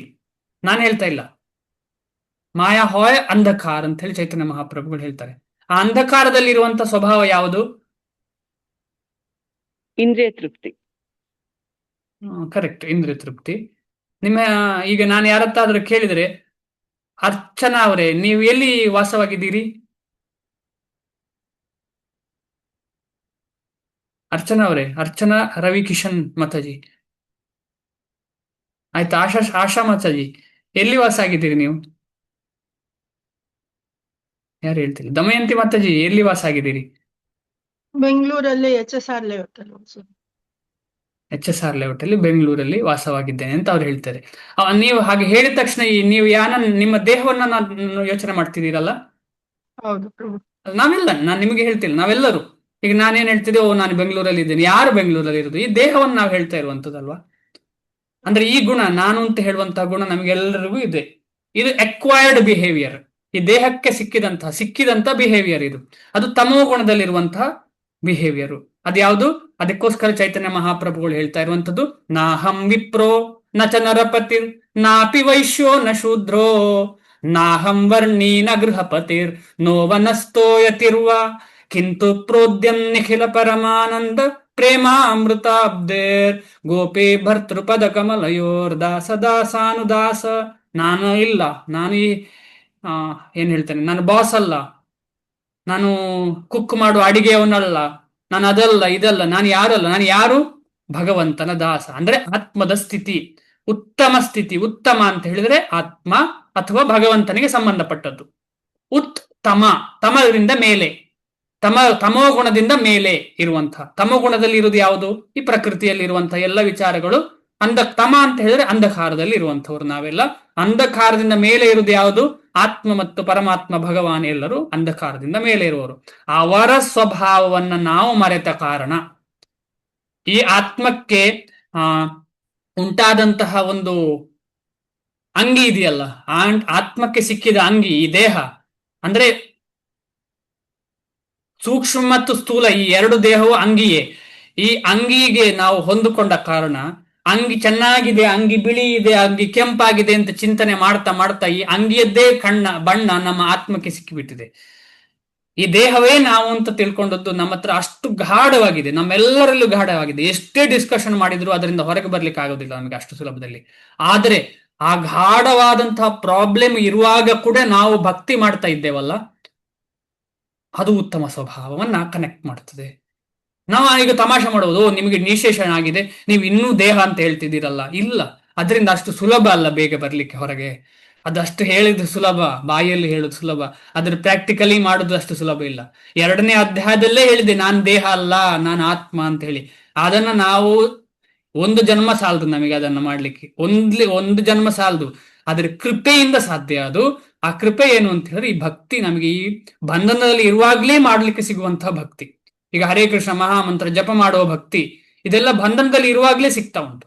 ಅದು ಏನು ಮಾಡ್ತದೆ ಅಂತ ಹೇಳಿದ್ರೆ ನಮ್ಮನ್ನ ಭಗವಂತನ ಸ್ವಭಾವಕ್ಕೆ ಸಂಪರ್ಕವನ್ನ ಏರ್ಪಡಿಸಿ ನಮಗೆ ಕೂಡ ಅದೇ ಸ್ವಭಾವ ಬರುವ ಹಾಗೆ ಮಾಡ್ತದೆ. ಉತ್ತಮ ಸ್ವಭಾವವನ್ನ ಮರೆತಿದ್ದೇವೆ, ಆದ ಕಾರಣ ನಾವು ಉತ್ತಮ ಸ್ವಭಾವಕ್ಕೆ ಬರಬೇಕು. ಜಡ ದೇಹದಿಂದ ಗುರುತಿಸಿಕೊಳ್ಬಾರದು ಅಂತ ಹೇಳಿ ಶ್ರೀಲ ಪ್ರಭುಪಾದರು ಹೇಳ್ತಾರೆ. ಇದರಿಂದಾಗಿ ಕಷ್ಟಪಡುತ್ತಾನೆ. ಯಾವುದರಿಂದಾಗಿ? ಜಡ ದೇಹದಿಂದ ಗುರುತಿಸಿಕೊಳ್ಳುವುದ ಕಾರಣ. ನಾನು ಈ ದೇಹ ಅಂತ ಗುರುತಿಸಿಕೊಳ್ಳುವ ಕಾರಣ ಕಷ್ಟಪಡ್ತಾ ಇದ್ದೇನೆ. ನಾನು ಅಮ್ಮ, ನಾನು ಅಪ್ಪ, ನಾನೇ ಇವರನ್ನೆಲ್ಲ ಸಾಕುವವನು, ಹೀಗೆಲ್ಲ ನಾವು ಯೋಚನೆ ಮಾಡ್ತಾ ಇರ್ತೇವೆ. ಇವನಿಗೆ ನಾನೊಂದು ಪರ್ಫೆಕ್ಟ್ ಲೈಫ್ ಕೊಡಬೇಕು, ಈ ರೀತಿ. ಇದೆಲ್ಲ ಕರೆಕ್ಟ್ ಕರ್ತವ್ಯಗಳು ತುಂಬಾ ಇಂಪಾರ್ಟೆಂಟ್. ಆದರೆ ಹೃದಯದಲ್ಲಿ ಡಿಟ್ಯಾಚ್ಮೆಂಟ್ ಡೆವಲಪ್ ಮಾಡಬೇಕು ಅಂತ ಹೇಳಿ ಕೃಷ್ಣ ಹಾಗೆ ಶಿಲ ಪ್ರಭುಪಾದರು ಹೇಳ್ತಿದ್ದಾರೆ ಇಲ್ಲಿ. ಕೃಷ್ಣ ಪ್ರಜ್ಞೆಯಿಂದ ಆತನು ತನ್ನ ನಿಜವಾದ ಸ್ಥಿತಿಯನ್ನು ಮರಳಿ ಪಡೆಯಬಲ್ಲ. ನಿಜವಾದ ಸ್ಥಿತಿ ಯಾವುದು? ಭಗವಂತನ ಭಕ್ತ, ಗೋಪಿ ಭರ್ತೃ ಪದ ಕಮಲಯೋರ್ ದಾಸ ದಾಸ ಅನುದಾಸ. ಮತ್ತು ಆ ಮೂಲಕ ದೇಹದ ಬಂಧನದಿಂದ ಹೊರಕ್ಕೆ ಬರಬಲ್ಲ. ಆದ್ದರಿಂದ ಕೃಷ್ಣ ಪ್ರಜ್ಞೆಯನ್ನು ಒಪ್ಪಿಕೊಂಡ ಮನುಷ್ಯನು ಕೂಡಲೇ ದೇಹದ ಕಾರ್ಯಗಳಿಂದ ದೂರನಾಗುತ್ತಾನೆ. ಕೃಷ್ಣ ಪ್ರಜ್ಞೆಯನ್ನು ಒಪ್ಪಿಕೊಂಡ ಮನುಷ್ಯನು ಕೂಡಲೇ ದೇಹದ ಕಾರ್ಯಗಳಿಂದ ದೂರ ಆಗ್ತಾನೆ. ನಮಗೆ ಗೊತ್ತೇ ಇಲ್ಲ, ಈಗ ಉದಾಹರಣೆಗೆ ಜಪ ಮಾಡೋದು, ಆಮೇಲೆ ಪ್ರಸಾದ ಸ್ವೀಕಾರ ಮಾಡೋದು, ಇದೆಲ್ಲ ನೋಡುವಾಗ ದೇಹವನ್ನು ಉಪಯೋಗಿಸ್ತಿದ್ದೇವೆ. ಆದರೆ ದೇಹದಿಂದ ದೂರವಾದಂತಹ ಕಾರ್ಯಕ್ರಮ ಇದೆಲ್ಲ, ಅದನ್ನು ನಾವು ಜಾಸ್ತಿ ಮಾಡ್ತಾ ಹೋಗ್ಬೇಕು. ಭಕ್ತರೆಲ್ಲ ಏನ್ ಮಾಡ್ತಾರೆ? ಭಗವಂತನ ಸೇವೆಗೋಸ್ಕರ ತನ್ನ ದೇಹವನ್ನ ಮುಡಿಪಾಗಿಟ್ಟುಕೊಳ್ತಾರೆ. ಇಂತಹ ನಿಯಂತ್ರಿತ ಬದುಕಿನಲ್ಲಿ ಅವನ ವಿಚಾರಗಳು ಬದಲಾಗುತ್ತದೆ. ನಿಯಂತ್ರಿತ ಬದುಕು, ಅನಿಯಂತ್ರಿತ ಅಲ್ಲ. ಇಂತಹ ನಿಯಂತ್ರಿತ ಬದುಕಿನಲ್ಲಿ ಅವನ ವಿಚಾರಗಳು ಬದಲಾಗುತ್ತವೆ. ಅವನು ನವದ್ವಾರಗಳ ನಗರದಲ್ಲಿ ಸುಖವಾಗಿರುತ್ತಾನೆ. ಸುಖವಾಗಿರುತ್ತಾನೆ ಅಂತ ಹೇಳಿದ್ರೆ ತೊಂದರೆ ಇಲ್ಲ ಅಂತಲ್ಲ, ಈ ದೇಹಕ್ಕೆ ತೊಂದರೆಯಿಂದ ಡಿಸ್ಟರ್ಬ್ ಆಗುವುದಿಲ್ಲ ಅಂತ ಅರ್ಥ. ಈಗ ಮುಂಚೆ ಹಿಂದೆ ಕೂಡ ನಾವು ಡಿಸ್ಕಷನ್ ಮಾಡಿದ್ದೇವೆ. ಒಂದು ಮಕ್ಕಳೆಲ್ಲ ಆಡುವುದಿದೆಯಲ್ಲ, ಅವರು ಹಾರುದು, ಜಂಪ್ ಮಾಡೋದು, ಅದೊಂದು ರಬ್ಬರ್ ಇರ್ತದೆ, ರಬ್ಬರ್ನಲ್ಲಿ ಜಂಪ್ ಮಾಡೋದು. ಕೇಳಿದ್ದೀರಾ? ನೋಡಿದ್ದೀರಾ? ಚಿಕ್ಕ ಮಕ್ಕಳಿಗೆ ಕರ್ಕೊಂಡು ಹೋಗ್ತಾರಲ್ಲ ಜಂಪ್ ಮಾಡಿಸ್ಲಿಕ್ಕೆ, ಸ್ಪೋರ್ಟ್ಸ್ ಏನು ಗೊತ್ತಿಲ್ಲ ಅದು, ಅದಕ್ಕೆ ಏನಾದ್ರೂ ಹೆಸರು ಗೊತ್ತಾ? ಟ್ರಾಂಪಲ್ ಹಾ, ಟ್ರಾಂಪಲಿನ್. ಆಯ್ತು, ನನಗೆ ಅದು ಉಚ್ಚಾರ ಗೊತ್ತಿಲ್ಲ. ನಿಮ್ಗೆಲ್ಲ ಗೊತ್ತಾಯ್ತು ಅನ್ಕೊಳ್ತೀನಿ. ಟ್ರಾಂಪೋಲಿನ್. ಹ್ಞೂ ಪ್ರಭು. ಟ್ರಾಂಪೋಲಿನ್. ಟ್ರಾಂಪೋಲಿನ್ ಅಲ್ಲಿ ಹಾರ್ತಾರೆ. ರಬ್ಬರಿಗೆ ಏನಾದ್ರೂ ಪ್ರಾಬ್ಲಮ್ ಉಂಟಾ? ಚಿಕ್ಕ ಮಕ್ಕಳು ಎಷ್ಟು ಹಾರಿದ್ರು ಕೂಡ ಏನಿಲ್ಲ. ಅದೊಂದು ಉದಾಹರಣೆ. ಯಾಕೆ ಉದಾಹರಣೆ ಅಂತ ಹೇಳಿದ್ರೆ ಅದಕ್ಕೇನು ಡಿಸ್ಟರ್ಬ್ ಆಗುದಿಲ್ಲ. ಆಮೇಲೆ ತುಂಬಾ ಭಾರ ಹಾಕಿದ್ರೆ ಏನಾದ್ರೂ ಆಗ್ಬಹುದು, ಆದ್ರೆ ಅಷ್ಟು ಸರಿಯಾದ ಉದಾಹರಣೆ ಅಂತಲ್ಲ. ಅದಕ್ಕೇನು ಡಿಸ್ಟರ್ಬ್ ಆಗುದಿಲ್ಲ. ಅಂದ್ರೆ ಅದೊಂದು ಪದರ ತರ, ಅದಕ್ಕೇನು ಪ್ರಾಬ್ಲಮ್ ಇಲ್ಲ ಅಂತ ಹೇಳಿ. ಅದೇ ರೀತಿಯಲ್ಲಿ ನಮ್ಮನ್ನ ಎಲ್ಲ ಬಂಧನದಿಂದ ದೂರ ಮಾಡುದು ಯಾರು? ಕೃಷ್ಣ ಪ್ರಜ್ಞೆ. ಅದು ಈ ತರ ಪದರ ತರ, ಅದೊಂದು ಅಡ್ಡಗೋಡೆ ತರ. ಯಾವುದು? ಕೃಷ್ಣ ಪ್ರಜ್ಞೆ ನಮಗೆ ಅಡ್ಡಗೋಡೆ ತರ. ಯಾವ್ದಕ್ಕೆ ಅಡ್ಡಗೋಡೆ? ಸುಖ ದುಃಖದಿಂದ ಡಿಸ್ಟರ್ಬೇ ಆಗುದಿಲ್ಲ. ಆಗ ಮಾತಾಜಿ ಹೇಳಿದ ರೀತಿಯಲ್ಲಿ ಸ್ಥಿತಪ್ರಜ್ಞರಾಗ್ತೇವೆ ನಾವು. ಹೇಗೆ ಸ್ಥಿತಪ್ರಜ್ಞರಾಗುವುದು? ಕೃಷ್ಣನನ್ನ ಸ್ವೀಕಾರ ಮಾಡಿ ಕೃಷ್ಣ ಪ್ರಜ್ಞೆಯನ್ನ ಬೆಳೆಸುವ ಕಾರ್ಯ ಚಟುವಟಿಕೆಗಳಿಗೆ ತೊಳಗಿದ್ರೆ ಮಾತ್ರ ನಾವು ಇದರಿಂದ ಡಿಸ್ಟರ್ಬ್ ಆಗುದಿಲ್ಲ. ಇಲ್ಲದ್ರೆ ಆರ್ಟಿಫಿಷಿಯಲ್ ಅದು. ಒಂದ್ 4 ದಿವಸ ಮಾತ್ರ ಇರ್ತದೆ, 5ನೇ ದಿವಸ ಪುನಃ ಹಾಗೆ ಪ್ರಾಬ್ಲಮ್. ಆದ ಕಾರಣ ಕೃಷ್ಣ ಪ್ರಜ್ಞೆಯನ್ನು ಸ್ವೀಕರಿಸಿ ಕೃಷ್ಣ ಪ್ರಜ್ಞೆಯಲ್ಲಿ ಮಾಡಬೇಕಾದಂತಹ ಚಟುವಟಿಕೆಗಳನ್ನ ಮಾಡುವಾಗ ಕೃಷ್ಣ ನಮಗೆ ಏನು ಹೆಲ್ಪ್ ಮಾಡ್ತಾನೆ? ಒಂದು ಅಡ್ಡಗೋಡೆ ಹಾಗೆ. ಯಾವುದಕ್ಕೆ ಅಡ್ಡಗೋಡೆ? ಸುಖ ದುಃಖಗಳಿಂದ ಡಿಸ್ಟರ್ಬ್ ಆಗದ ಹಾಗೆ ಮಾಡ್ತಾರೆ. ಅದೆರಡಕ್ಕೂ ತೊಂದರೆ ಇಲ್ಲ, ಎರಡರಿಂದ ಡಿಸ್ಟರ್ಬ್ ಆಗದ ಹಾಗೆ ಮಾಡ್ತಾರೆ. ಆ ರೀತಿಯಲ್ಲಿ ಸುಖವಾಗಿರುವುದು. ಸುಖ ಅಂದ್ರೆ ಅದೇ. ಇದಕ್ಕೆ ಸಂತೋಷ ಅಂತ ಹೇಳ್ತಾರೆ. ಸಂತೋಷ ಅಂತ ಹೇಳಿದ್ರೆ ಏನು? ಸಂತೋಷ ಅಂದ್ರೆ ಸುಖ ಮತ್ತು ದುಃಖಕ್ಕೆ ಡಿಸ್ಟರ್ಬ್ ಆಗದಿರುವಂತ ಸ್ಟೇಜ್. ನಾವೇನ್ ಅನ್ಕೊಳ್ತೇವೆ? ಸಂತೋಷ ಅಂತ ಹೇಳಿದ್ರೆ ಸಿಕ್ಕುವಾಗ ಹಾ ಖುಷಿ ಅಂತ ಹೇಳುದು. ಅದು ನಿಜವಾದ ಸಂತೋಷವೇ ಅಲ್ಲ. ನಿಜವಾದ ಸಂತೋಷ ಅಂತ ಹೇಳಿದ್ರೆ ಕಂಟೆಂಟ್ ಅಂತ ಹೇಳ್ತಾರಲ್ಲ, ಅದಕ್ಕೆ ಕಂಟೆಂಟ್ ಅಂತೆ. ಕಂಟೆಂಟ್ ಅಂದ್ರೆ ಏನು? ಸುಖ ಅಥವಾ ಸಂತೋಷ ಅಥವಾ ಕಂಟೆಂಟ್. ಈಗ ಉದಾಹರಣೆಗೆ ಒಂದು ತೃಪ್ತಿ. ಧನ್ಯವಾದ ಮಾತೆ. ತೃಪ್ತಿಯ ಅರ್ಥ ಏನು? ಸ್ಯಾಟಿಸ್ಫೈಡ್ ಅಲ್ವಾ? ಸ್ಯಾಟಿಸ್ಫೈಡ್. ಈಗ ಹಾಸಿಗೆ ಇದ್ದಷ್ಟೇ ಕಾಲು ಚಾಚು ಅಂತ ಹೇಳಿದ್ರೆ ಅದೇ ಸ್ಯಾಟಿಸ್ಫಿಕೇಶನ್, ಇದ್ದದರಲ್ಲಿ ಖುಷಿ ಪಡು ಅಂತ ಹೇಳಿ. ದಯಾ ಸರ್ವಭೂತೇಶು ಸಂತುಷ್ಟ್ಯ ಏನಕೇನವ. ಹೇಗಾದ್ರಾಗ್ಲಿ, ಎಂಥದೇ ಪ್ರಾಬ್ಲಮ್ ಬರ್ಲಿ, ನೀನು ಸಂತುಷ್ಟವಾಗಿರುವಂತ ಭಗವಂತ ಆಸೆ. ಅದರಿಂದ ಮಾತ್ರ ಭಗವಂತನಿಗೆ ಖುಷಿ ಆಗ್ತದೆ ನಾವು ಆ ರೀತಿಯಲ್ಲಿ ಜೀವನ ನಡೆಸಿದ್ರೆ. ಇದ್ದದರಲ್ಲಿ ಸಂತೋಷವಾಗಿರುವಂಥದ್ದು. ಆ ಸ್ಥಿತಿ ಹೇಗೆ ಬರ್ಲಿಕ್ಕೆ ಸಾಧ್ಯ? ಭಗವಂತನ ಸೇವೆ ಮಾಡಿದ್ರೆ ಸುಲಭವಾಗಿ ಆ ಸ್ಥಿತಿ ಬರುತ್ತದೆ. 9 ದ್ವಾರಗಳನ್ನು ಹೀಗೆ ಹೆಸರಿಸಲಾಗಿದೆ. ನವದ್ವಾರೇ ಪುರೇ ದೇಹಿ ಹಂಸೋ ಲೇಲಾಯತೆ ಬಹಿಃ ವಶೀ ಸರ್ವಸ್ಯ ಲೋಕಸ್ಯ ಸ್ಥಾವರಸ್ಯ ಚರಸ್ಯ ಚ. ನವದ್ವಾರೇ ಪುರೇ, ನವದ್ವಾರದಿಂದ 9 ಬಾಗಿಲುಗಳಿಂದ ಇರುವಂತಹ ಈ ಒಂದು ಅರಮನೆಯಲ್ಲಿ, ಅಂದ್ರೆ ಈ ದೇಹದಲ್ಲಿ, ಈ ದೇಹದಲ್ಲಿ ಈ ದೇಹಿ ಯಾರು? ಆತ್ಮವು. ಹಂಸೋ ಲೇಲಾಯತೆ ಬಹಿಃ, ಎಲ್ಲ ಏನಾಗ್ತಾ ಉಂಟು ಅಂತ ಹೇಳಿದ್ರೆ ನೋಡಿ, ಇಲ್ಲಿ ಜೀವಿಯ ದೇಹದಲ್ಲಿ ವಾಸಿಸುತ್ತಿರುವ ದೇವೋತ್ತಮ ಪರಮ ಪುರುಷನು ವಿಶ್ವದ ಎಲ್ಲ ಜೀವಿಗಳನ್ನು ನಿಯಂತ್ರಿಸುತ್ತಾನೆ. ಹಂಸೋ, ಹಂಸ ಅಂತ ಹೇಳಿದ್ರೆ ಏನು? ಭಗವಂತ. ಲೀಲಾಯತೆ ಬಹಿ, ಎಲ್ಲವನ್ನು ನಿಯಂತ್ರಿಸ್ತಿದ್ದಾನೆ. ಯಾರು?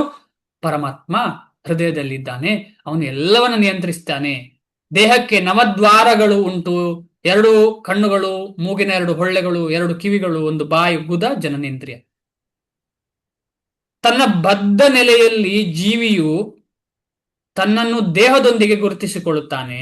ಆದರೆ ಅವನು ತನ್ನನ್ನು ತನ್ನೊಳಗಿರುವ ಭಗವಂತನೊಡನೆ ಗುರುತಿಸಿಕೊಂಡಾಗ ದೇಹದಲ್ಲಿ ಇರುವಾಗಲೇ ಭಗವಂತನಷ್ಟೇ ಸ್ವತಂತ್ರವಾಗುತ್ತಾನೆ. ಶ್ವೇತಾಶ್ವತರ ಉಪನಿಷತ್ತು ಹೇಳ್ತೇನೆ, ವಶೀ ಸರ್ವಸ್ಯ ಲೋಕಸ್ಯ ಸ್ಥಾವರಸ್ಯ ಚರಸ್ಯ ಚ. ಭಗವಂತ ಹಂಸ ಸ್ಥಾವರ ಲೋಕ ಎಲ್ಲವನ್ನ ಸಂಪೂರ್ಣವಾಗಿ ಕಂಟ್ರೋಲ್ ಮಾಡುವಂತಹ ಅವನನ್ನ ಯಾರು ಅರ್ಥ ಮಾಡ್ಕೊಳ್ತಾರೆ ಹೃದಯದ ಒಳಗೆ, ಪರಮಾತ್ಮನ ಇದ್ದಾನೆ, ಭಗವಂತನೇ ನನ್ನನ್ನೆಲ್ಲ ನೋಡ್ಕೊಳ್ತಿದ್ದಾನೆ ಅಂತ ಯಾರಿಗೆ ಅರ್ಥ ಆಗ್ತದೆ, ಅವನು ಭಗವಂತನಷ್ಟೇ ಸಂತೋಷವಾಗಿರ್ಲಿಕ್ಕೆ ಸಾಧ್ಯ. ಅಂದ್ರೆ ಭಗವಂತನ ಸೇವೆಯಲ್ಲಿ ಸದಾ ತೊಡಗುವವರಿಗೆ ದುಃಖವೇ ಇಲ್ಲ. ಅಂದ್ರೆ ಭೌತಿಕವಾದಂತಹ ಸುಖ ದುಃಖದ ಪರಿವೇ ಇಲ್ಲ. ಅವರಿಗೆ ಒಂದೇ ಸುಖ, ಅದು ಏನು? ಒಂದೇ ಸುಖವೇ ಯಾವತ್ತು. ಅದು ಯಾವ ಸುಖ? ಆಧ್ಯಾತ್ಮವಾದಂತಹ ಪರಮ ಆನಂದವಾದಂತಹ ಸೇವಾ ಸುಖ, ಸೇವಾ ಆನಂದ ಇರ್ತದೆ. ಆ ಸೇವೆಯಲ್ಲಿ ಸಿಗುವ ಆನಂದಕ್ಕೆ ಬೆಲೆಯೇ ಇಲ್ಲ. ಅದು ಭೌತಿಕವಾದ ಆನಂದಕ್ಕೆ ಅದಕ್ಕೂ ಅಜಗಜಾಂತರ ವ್ಯತ್ಯಾಸ. ಅದು ಕಂಪೇರ್ ಮಾಡ್ಲಿಕ್ಕೆ ಸಾಧ್ಯ ಇಲ್ಲ. ನಾವು ಅನ್ಕೊಳ್ತೇವೆ, ಓ ಆ ಸೇವೆ ಮಾಡಿದ್ರೆ ಖುಷಿ ಸಿಗ್ತದೆ ಅಂತೇಳಿ. ಯಾವ್ದ್ರೊಟ್ಟಿಗೆ ಕಂಪೇರ್ ಮಾಡ್ತಿದ್ದೇವೆ ನಾವು? ಬೇರೆ ಖುಷಿಯೊಟ್ಟಿಗೆ ಕಂಪೇರ್ ಮಾಡ್ತಿದ್ದೇವೆ. ಕಂಪೇರ್ ಮಾಡ್ಲಿಕ್ಕೆ ಸಾಧ್ಯ ಇಲ್ಲ. ಇದು ಏನು ಇಲ್ಲ, ಇದು ಒಂದು ಮಲ. ಈ ಭೌತಿಕವಾದ ಸುಖ ಅಂತ ಹೇಳಿದ್ರೆ ಒಂದು ಮಲ. ಆದ್ರೆ ಆಧ್ಯಾತ್ಮಿಕ ಸುಖಕ್ಕೆ ಯಾವ್ದರೊಟ್ಟಿಗೂ ಕಂಪೇರ್ ಮಾಡ್ಲಿಕ್ಕೆ ಸಾಧ್ಯ ಇಲ್ಲದಂತಹ ಒಂದು ಸುಖ. ಅದು ಪಡೆದವನಿಗೆ ಗೊತ್ತು. ಆಮೇಲೆ ಪಡೆದವರು ಹೇಳಿದ್ರೆ ಅಷ್ಟು ಸುಲಭವಾಗಿ ಅರ್ಥವೂ ಆಗ್ಲಿಕ್ಕಿಲ್ಲ ನಮಗೆ.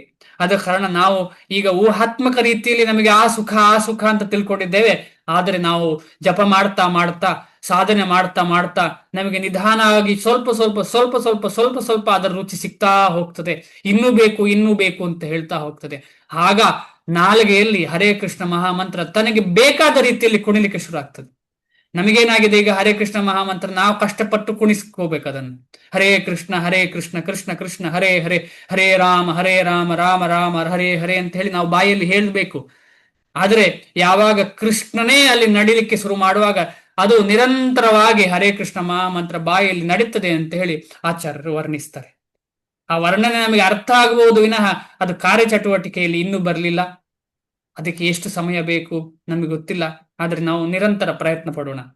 ಆದ್ದರಿಂದ ಕೃಷ್ಣ ಪ್ರಜ್ಞೆಯುಳ್ಳ ಮನುಷ್ಯನು ಐಹಿಕ ದೇಹದ ಹೊರಗಿನ ಮತ್ತು ಒಳಗಿನ 2 ಕಾರ್ಯಗಳಿಂದಲೂ ಸ್ವತಂತ್ರನು. ಈ ದೇಹ ನಡೆಯುವಂತ ಒಳಗಿನ ಹೊರಗಿನ ಕಾರ್ಯಕ್ಕೆ ಸ್ವತಂತ್ರವಾಗಿರ್ತಾನೆ. ಅವನು ಅದರಿಂದ ಏನು ಡಿಸ್ಟರ್ಬ್ ಆಗುದಿಲ್ಲ. ಎಷ್ಟೋ ಶುದ್ಧ ಭಕ್ತರು ತನ್ನ ದೇಹದಲ್ಲಿ ನಡೆಯುವಂತಹ ಎಲ್ಲ ತೊಂದರೆಗಳಿಗಿಂದ ಅವರು ಮೇಲ್ ಬಂದಿದ್ದಾರೆ. ಅವ್ರು ಏನು ಅದರ ಬಗ್ಗೆ ಚಿಂತನೆ ಇಲ್ಲ. ದೇಹಕ್ಕೆ ತೊಂದರೆ ಇದೆ, ಆದ್ರೆ ಅದರ ಬಗ್ಗೆ ಅವರಿಗೆ ಏನು ಪ್ರಾಬ್ಲಮ್ ಆಗ್ತಿಲ್ಲ. ಅವರ ಮನಸ್ಸಿಗೂ ಏನು ತೊಂದರೆ ಆಗ್ತಿಲ್ಲ. ನೋವಿದೆ, ಆದ್ರೆ ನೋವಿಂದ ಅವರು ಡಿಸ್ಟರ್ಬೇ ಆಗ್ತಿಲ್ಲ. ಈಗ ಏನು ನೋವಿಲ್ಲ, ಈಗ ಕೆಲವರಂಗ ಅವರಿಗೆ ನೋವಿಲ್ಲ, ನೋವಿರುತ್ತದೆ, ಆದ್ರೆ ನೋವಿಂದ ಡಿಸ್ಟರ್ಬ್ ಆಗುದಿಲ್ಲ. ಅವರು ನೋವಿಂದ ಡಿಸ್ಟರ್ಬೇ ಆಗುದಿಲ್ಲ. ಯಾಕಂದ್ರೆ ಭೌತಿಕ ದೇಹ ಅಂತ ಹೇಳಿದ್ರೆ ನೋವಿರ್ತದೆ. ಆದ್ರೆ ಅವರು ಸತತವಾಗಿ ಕೃಷ್ಣ ಪ್ರಜ್ಞೆಯಲ್ಲಿರುವ ಕಾರಣ ಅವರ ದೇಹ ಕೂಡ ನೋವಿದ್ರೂ ಕೂಡ ಅದು ಏನು ತೊಂದರೆಯಾಗುವುದಿಲ್ಲ ಅವರಿಗೆ. ಅಂದ್ರೆ ಅವರ ದೇಹ ಕೂಡ ನೋವಿದ್ರೂ ಕೂಡ ಏನಾಗ್ತಾ ಇದೆ, ಆ ದೇಹ ಮತ್ತು ನೋವು ಕೂಡ ಆಧ್ಯಾತ್ಮಿಕವಾಗಿ ಕನ್ವರ್ಟ್ ಆಗಿರ್ತದೆ. ಅವರ ದೇಹ ಕೂಡ ಆಧ್ಯಾತ್ಮಿಕ ಆಗಿರ್ತದೆ. ಈಗ ಉಚ್ಚಕೋಟಿಯ ಶುದ್ಧ ಭಕ್ತರ ದೇಹ ಕೂಡ ಆಧ್ಯಾತ್ಮವೇ, ನಿಮ್ಮ ರೀತಿಯಲ್ಲಿ ಅಲ್ಲ. ನಮ್ದೇನು ದೇಹ ಮಲಮೂತ್ರ ತ್ಯಾಗ ಮಾಡುವಂತಹ, ಸತತವಾಗಿ ವಾಸನೆ ಹೊಡೆಯುವಂತಹ, ಕೆಟ್ಟ ವಾಸನೆ ಎಲ್ಲ ಕಡೆಯೂ ವಾಸನೆ ಬೀರುವಂತಹ ಈ ದೇಹ ಏನು ಶುದ್ಧ ಇದೆ ನಮ್ಮದು? ಏನೂ ಇಲ್ಲ ಶುದ್ಧತೆ. ಅದ ಕಾರಣ ಶುದ್ಧ ಆಗುದು ಯಾವಾಗ ಅಂತ ಹೇಳಿದ್ರೆ ಸತತವಾಗಿ ಭಕ್ತರ ಸಂಘ, ಸತತವಾಗಿ ಭಗವಂತನ ನಾಮದ ಸಂಘ ಮಾಡ್ತಾ ಮಾಡ್ತಾ ಮಾಡ್ತಾ ಭಗವಂತನ ಎಲ್ಲ ರೀತಿಯ ಆಧ್ಯಾತ್ಮಿಕ ವಿಚಾರಗಳ ಸಂಘ ಮಾಡ್ತಾ ಮಾಡ್ತಾ ಈ ದೇಹ ಕೂಡ ಆಧ್ಯಾತ್ಮಿಕವಾಗಿ ಪರಿವರ್ತನೆಗೊಳ್ತದೆ. ಇದರಲ್ಲೇನು ಸಂಶಯ ಇಲ್ಲ. ಶ್ಲೋಕ 14 ನ ಕರ್ತೃತ್ವಂ ನ ಕರ್ಮಾಣಿ ಲೋಕಸ್ಯ ಸೃಜತಿ ಪ್ರಭುಃ ನ ಕರ್ಮ ಫಲ ಸಂಯೋಗಂ ಸ್ವಭಾವಸ್ತು ಪ್ರವರ್ತತೆ.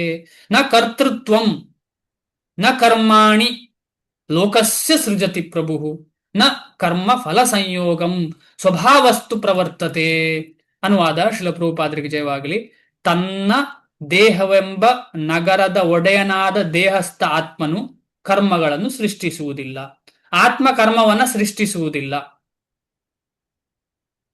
ಯಾರು ಸೃಷ್ಟಿಸ್ತಾರೆ ಅಂತ ನಮಗೆ ಗೊತ್ತಾಗಿದೆ. ಆತ್ಮಕ್ಕೂ ಕರ್ಮಕ್ಕೂ ಬಂಧನವೇ ಇಲ್ಲ. ಕರ್ಮ ಎಲ್ಲಿರುವಂಥದ್ದು ಅಂತ ಹೇಳಿದ್ರೆ ಸೂಕ್ಷ್ಮ ಶರೀರದಲ್ಲಿ. ಆದ ಕಾರಣ ಆತ್ಮಕ್ಕೆ ವಿಮೋಚನೆ ಸಿಗ್ಬೇಕು ಅಂತ ಹೇಳಿದ್ರೆ ಸೂಕ್ಷ್ಮ ಶರೀರದಿಂದ ವಿಮೋಚನೆ ಸಿಗ್ಬೇಕು ಆತ್ಮಕ್ಕೆ. ಇಲ್ಲ ಅಂದರೆ ಸೂಕ್ಷ್ಮ ಶರೀರದಲ್ಲಿ ಸಂಪೂರ್ಣವಾಗಿ ಕೃಷ್ಣ ಪ್ರಜ್ಞೆಯೇ ತುಂಬಬೇಕು. ಎರಡೇ, ಮೊದಲನೆಯದ್ದು ಜ್ಞಾನ ಮಾರ್ಗ, ಎರಡನೆಯದ್ದು ಭಕ್ತಿ ಮಾರ್ಗ. ಸೂಕ್ಷ್ಮ ಶರೀರವನ್ನ ಸಂಪೂರ್ಣವಾಗಿ ಕೃಷ್ಣ ಪ್ರಜ್ಞೆಯನ್ನಾಗಿ ಮಾಡುವುದೇ ಭಕ್ತಿಯೋಗ. ಸೂಕ್ಷ್ಮ ಶರೀರವನ್ನ ಬಿಟ್ಟು ಅದಿಲ್ಲ, ಅದು ಬೇಡ ಅಂತ ಹೇಳಿ ಅದನ್ನು ನಕಾರ ಮಾಡಿದೆ ಜ್ಞಾನ ಮಾರ್ಗ. ಜನರಿಗೆ ಕರ್ಮ ಮಾಡುವಂತೆ ಮನವೊಲಿಸುವುದಿಲ್ಲ ಆತ್ಮ, ಮತ್ತು ಕರ್ಮ ಫಲವನ್ನು ಸೃಷ್ಟಿಸುವುದಿಲ್ಲ ಆತ್ಮ. ಇವೆಲ್ಲವನ್ನು ಐಹಿಕ ಪ್ರಕೃತಿಯ ಗುಣಗಳೇ ಸೃಷ್ಟಿ ಮಾಡುತ್ತವೆ. ಇದನ್ನು ನಾವು ಈಗಾಗಲೇ ಗೊತ್ತಿದೆ ನಮಗೆ.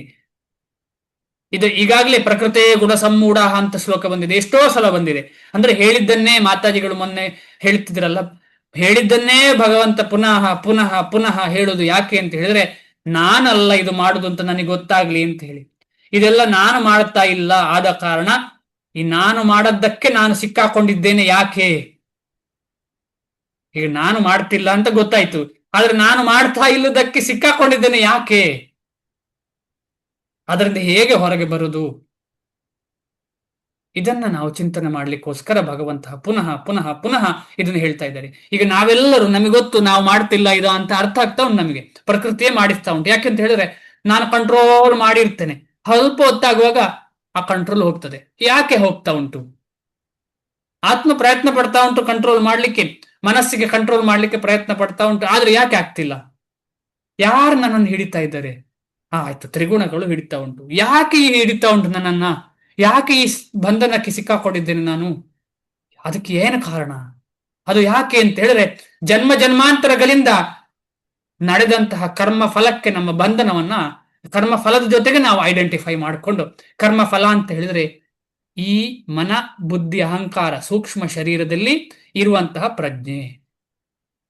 ಆ ಪ್ರಜ್ಞೆಯನ್ನ ಹೇಗೆ ಬದಲಾವಣೆ ಮಾಡಬಹುದು ಅಂತ ಹೇಳಿ ಕರ್ಮ ಫಲವನ್ನ ಸಂಪೂರ್ಣವಾಗಿ ಭಗವಂತನಿಗೆ ಅರ್ಪಿಸಿ ಭಗವಂತನ ಕರ್ಮವನ್ನ ಮಾತ್ರ ಮಾಡುವಾಗ ಆ ಸೂಕ್ಷ್ಮ ಶರೀರ ಸಂಪೂರ್ಣವಾಗಿ ಕೃಷ್ಣ ಪ್ರಜ್ಞೆಯಿಂದ ತುಂಬಿ ಹೋಗ್ತದೆ. ಆಗ ಆ ಸೂಕ್ಷ್ಮ ಶರೀರ ಗುಣಗಳ ಅಧೀನದಲ್ಲಿ ಇಲ್ಲದೆ ಭಗವಂತನ ಸಂಪೂರ್ಣ ಭಗವಂತನ ನೇರವಾಗಿ ಭಗವಂತನ ಅಧೀನದಲ್ಲಿ ಇರ್ತದೆ.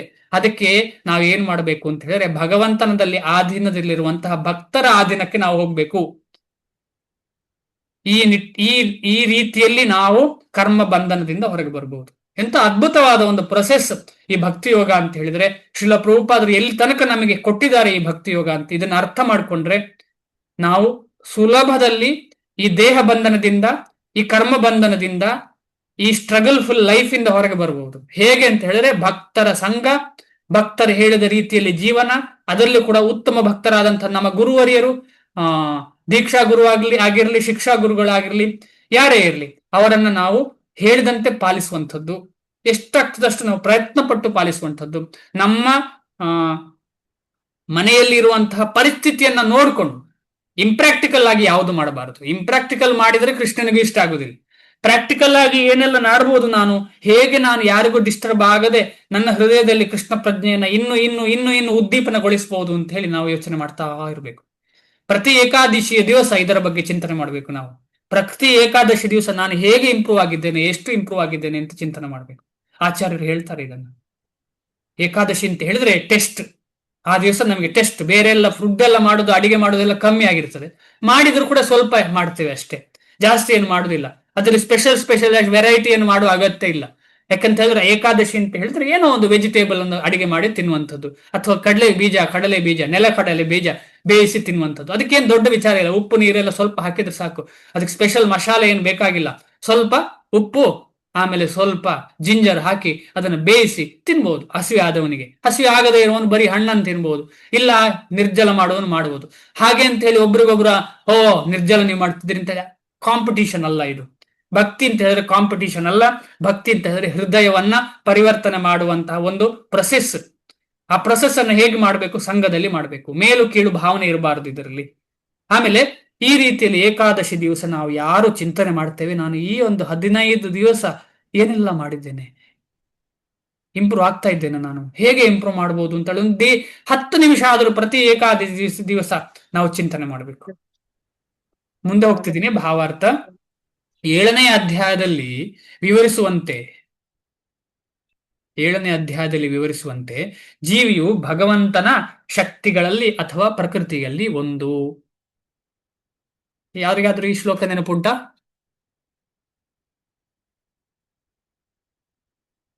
ಅಪರೇಯಂ ಅಂತ ಹೇಳಿ ಶ್ಲೋಕ ಶುರು ಆಗ್ತದೆ. 7ನೇ ಅಧ್ಯಾಯ ಅಪರೇಯಂ. ರಜನಿ ಮಾತಾಜಿ ಹೇಳಿ. ಹರೇ ಕೃಷ್ಣ ಪ್ರಭುಜಿ. ಅಪರೇಯಂ ಇಟ್ ಇಸ್ ಅನ್ಯಾಯಂ. ಅನ್ಯಾಯವ? ಹಾ, ಅಪರೇಯಂ ಇಟ್ ಇಸ್ ಮರ್ತೋಯ್ತು, ಒಂದು ನಿಮಿಷ. ಪರವಾಗಿಲ್ಲ. ಪರೇಯಹಮಿತಸ್ತ್ವಾನ್ ಪ್ರಕೃತಿಂ ವಿದ್ಧಿ ಮೇ ಪರಾಂ ಜೀವಭೂತಂ ಮಹಾಬಾಹುಂ ಯಯೇದಂ ಧಾರ್ಯತೆ ಜಗತ್. ಹಾ, ಧನ್ಯವಾದ. ಅದು ಅಲ್ಲಿ ತಿದ್ದುಪಡಿ ಮಾತಾಜಿ, ಸ್ವಲ್ಪ ಅನ್ಯಾಯ ಅಲ್ಲ, ಅದು ಅನ್ಯಾಯ ಅಂದ್ರೆ ಪ್ರಾಬ್ಲಮ್ ಆಗ್ತದೆ. ಪ್ರಕೃತಿ ಏನು ಶ್ಲೋಕ ಎಲ್ಲಿನ ಶುರುವಾಯ್ತು? ಅಪರೇಯ. ಅಪರೇಯಂ ಇತಸ್ತು ಅನ್ಯ. ಅನ್ಯ ಅಂದ್ರೆ ಬೇರೆ ಇದೆ. ಯಾವ್ದಕ್ಕೆ ಹೇಳ್ತಾ ಇರೋದು? ಈ ಪ್ರಕೃತಿ, ಜಡ ಪ್ರಕೃತಿಗಿಂತ ಬೇರೆವಾದ್ದು ಉತ್ತಮವಾದ ಪ್ರಕೃತಿ ಇದೆ. ಅದ್ಯಾವುದು? ಜೀವಭೂತ. ಯಯೇದಂ ಧಾರ್ಯತೆ ಜಗತ್. ಆ ಜೀವಭೂತದಿಂದಾಗಿ ಈ ಜಗತ್ತಿನಲ್ಲಿ ಏನಾಗ್ತಾ ಇದೆ? ಈ ಜೀವ ಇಲ್ಲದಿದ್ರೆ ಈ ಜಗತ್ತಿನಲ್ಲಿ ಏನಾಗ್ತಿತ್ತು? ಬರೀ ಪ್ರಕೃತಿ ಮಾತ್ರ ಅಂದ್ರೆ ಜಡವಾದ ಪ್ರಕೃತಿ ಇದ್ರೆ ಏನಾಗ್ತಿತ್ತು? ಇರ್ತಿತ್ತು, ಆದ್ರೆ ಚಟುವಟಿಕೆ ಇರ್ತಿರ್ಲಿಲ್ಲ.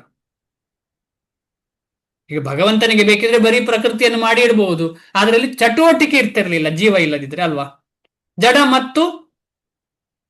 ಜಡಕ್ಕೆ ವ್ಯತ್ಯಾಸ ಏನು? ಜಡ ಮತ್ತು ಚೇತನಕ್ಕೆ ವ್ಯತ್ಯಾಸ ಏನು? ಚಟುವಟಿಕೆ ಇರ್ತಿರ್ಲಿಲ್ಲ.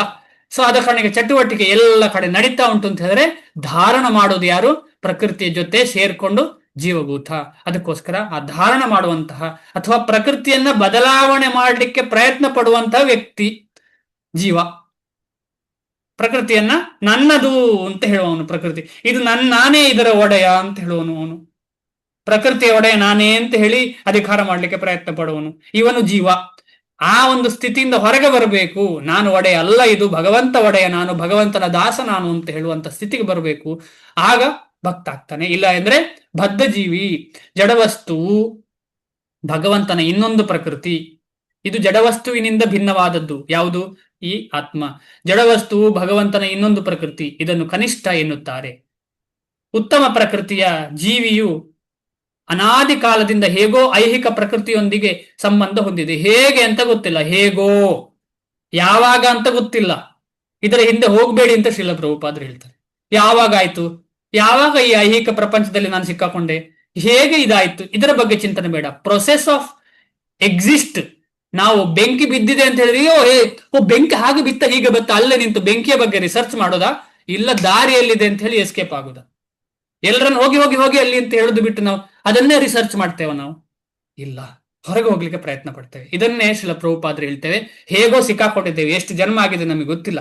ಖಂಡಿತವಾಗಿ ಜನ್ಮ ಜನ್ಮಾಂತರಗಳಿಂದ ಇದೆಲ್ಲ ಇದೆ. ಆದ ಕಾರಣ ಇದರಿಂದ ಹೊರಗೆ ಬರಬೇಕಿದ್ರೆ ಒಂದೇ ಒಂದು ಸಾಧ್ಯತೆ, ಅದು ಭಗವಂತನಿಗೆ ಶರಣಾಗುವುದು. ಕೃಷ್ಣ ಶರಣಂ ಹರಿಶರಣಂ. ಜೀವಿಗೆ ದೊರೆಯುವ ಅಲ್ಪಕಾಲದ ದೇಹವು ಅಥವಾ ಐಹಿಕ ವಾಸಸ್ಥಳವು ವಿವಿಧ ಕಾರ್ಯಗಳ ಮತ್ತು ಆ ಕರ್ಮಫಲಗಳ ಕಾರಣವಾಗುತ್ತದೆ. ಇಂತಹ ಬದ್ಧ ವಾತಾವರಣದಲ್ಲಿ ವಾಸಿಸುವುದರಿಂದ ಮನುಷ್ಯನು ಅಜ್ಞಾನದಿಂದ, ಇದು ಸಹ ಭಗವಂತನ ಶಕ್ತಿ, ಅಜ್ಞಾನದಿಂದ, ಅವಿದ್ಯಾ ಅಂತ ಹೇಳ್ತಾರೆ ಅದಕ್ಕೆ, ಅವಿದ್ಯಾ ಶಕ್ತಿಯಿಂದ ಪ್ರೇರಿತವಾದಂತಹ ಅಜ್ಞಾನ ಇದು, ತನ್ನನ್ನು ದೇಹದೊಂದಿಗೆ ಗುರುತಿಸಿಕೊಂಡು ದೇಹದ ಕರ್ಮಫಲಗಳಿಂದ ಕಷ್ಟಪಡುತ್ತಾನೆ. ಯಾಕೆ ಅವಿದ್ಯಾ ಶಕ್ತಿಯನ್ನ ಭಗವಂತ ಸೃಷ್ಟಿಸಿದ? ನಮಗೆಲ್ಲ ಅವಿದ್ಯೆಯಿಂದ ಪ್ರಾಬ್ಲಮ್ ಬರ್ತಾ ಉಂಟು. ಯಾಕೆ ಸೃಷ್ಟಿಸಿದ ಭಗವಂತ? ನಮಗೆ ಅಜ್ಞಾನ ಬರುವ ಹಾಗೆ ಹೇಗೆ ಮಾಡಿದ ಭಗವಂತ?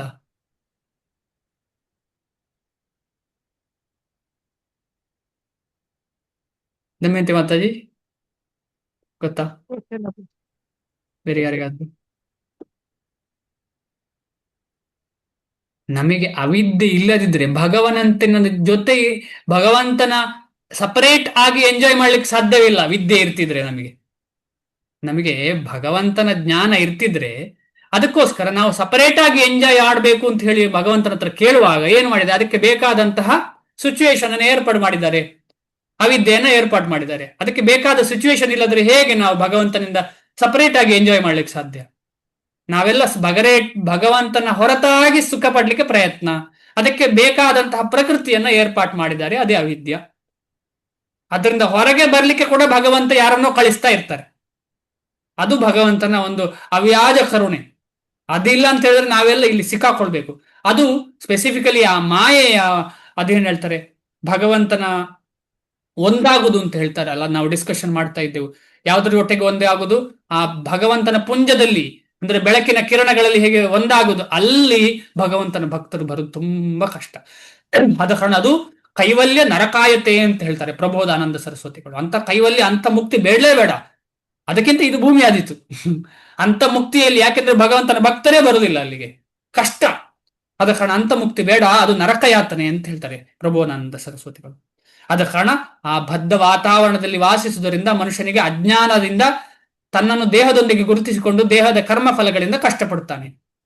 ಭಗವಂತನಿಂದ ಬೇರೆಯಾಗಿ ಎಂಜಾಯ್ ಮಾಡಬೇಕು ಅಂತ ಹೇಳಿ ಬಂದೇವಲ್ಲ, ಸುಖ ಏನಿಲ್ಲ, ದುಃಖವೇ.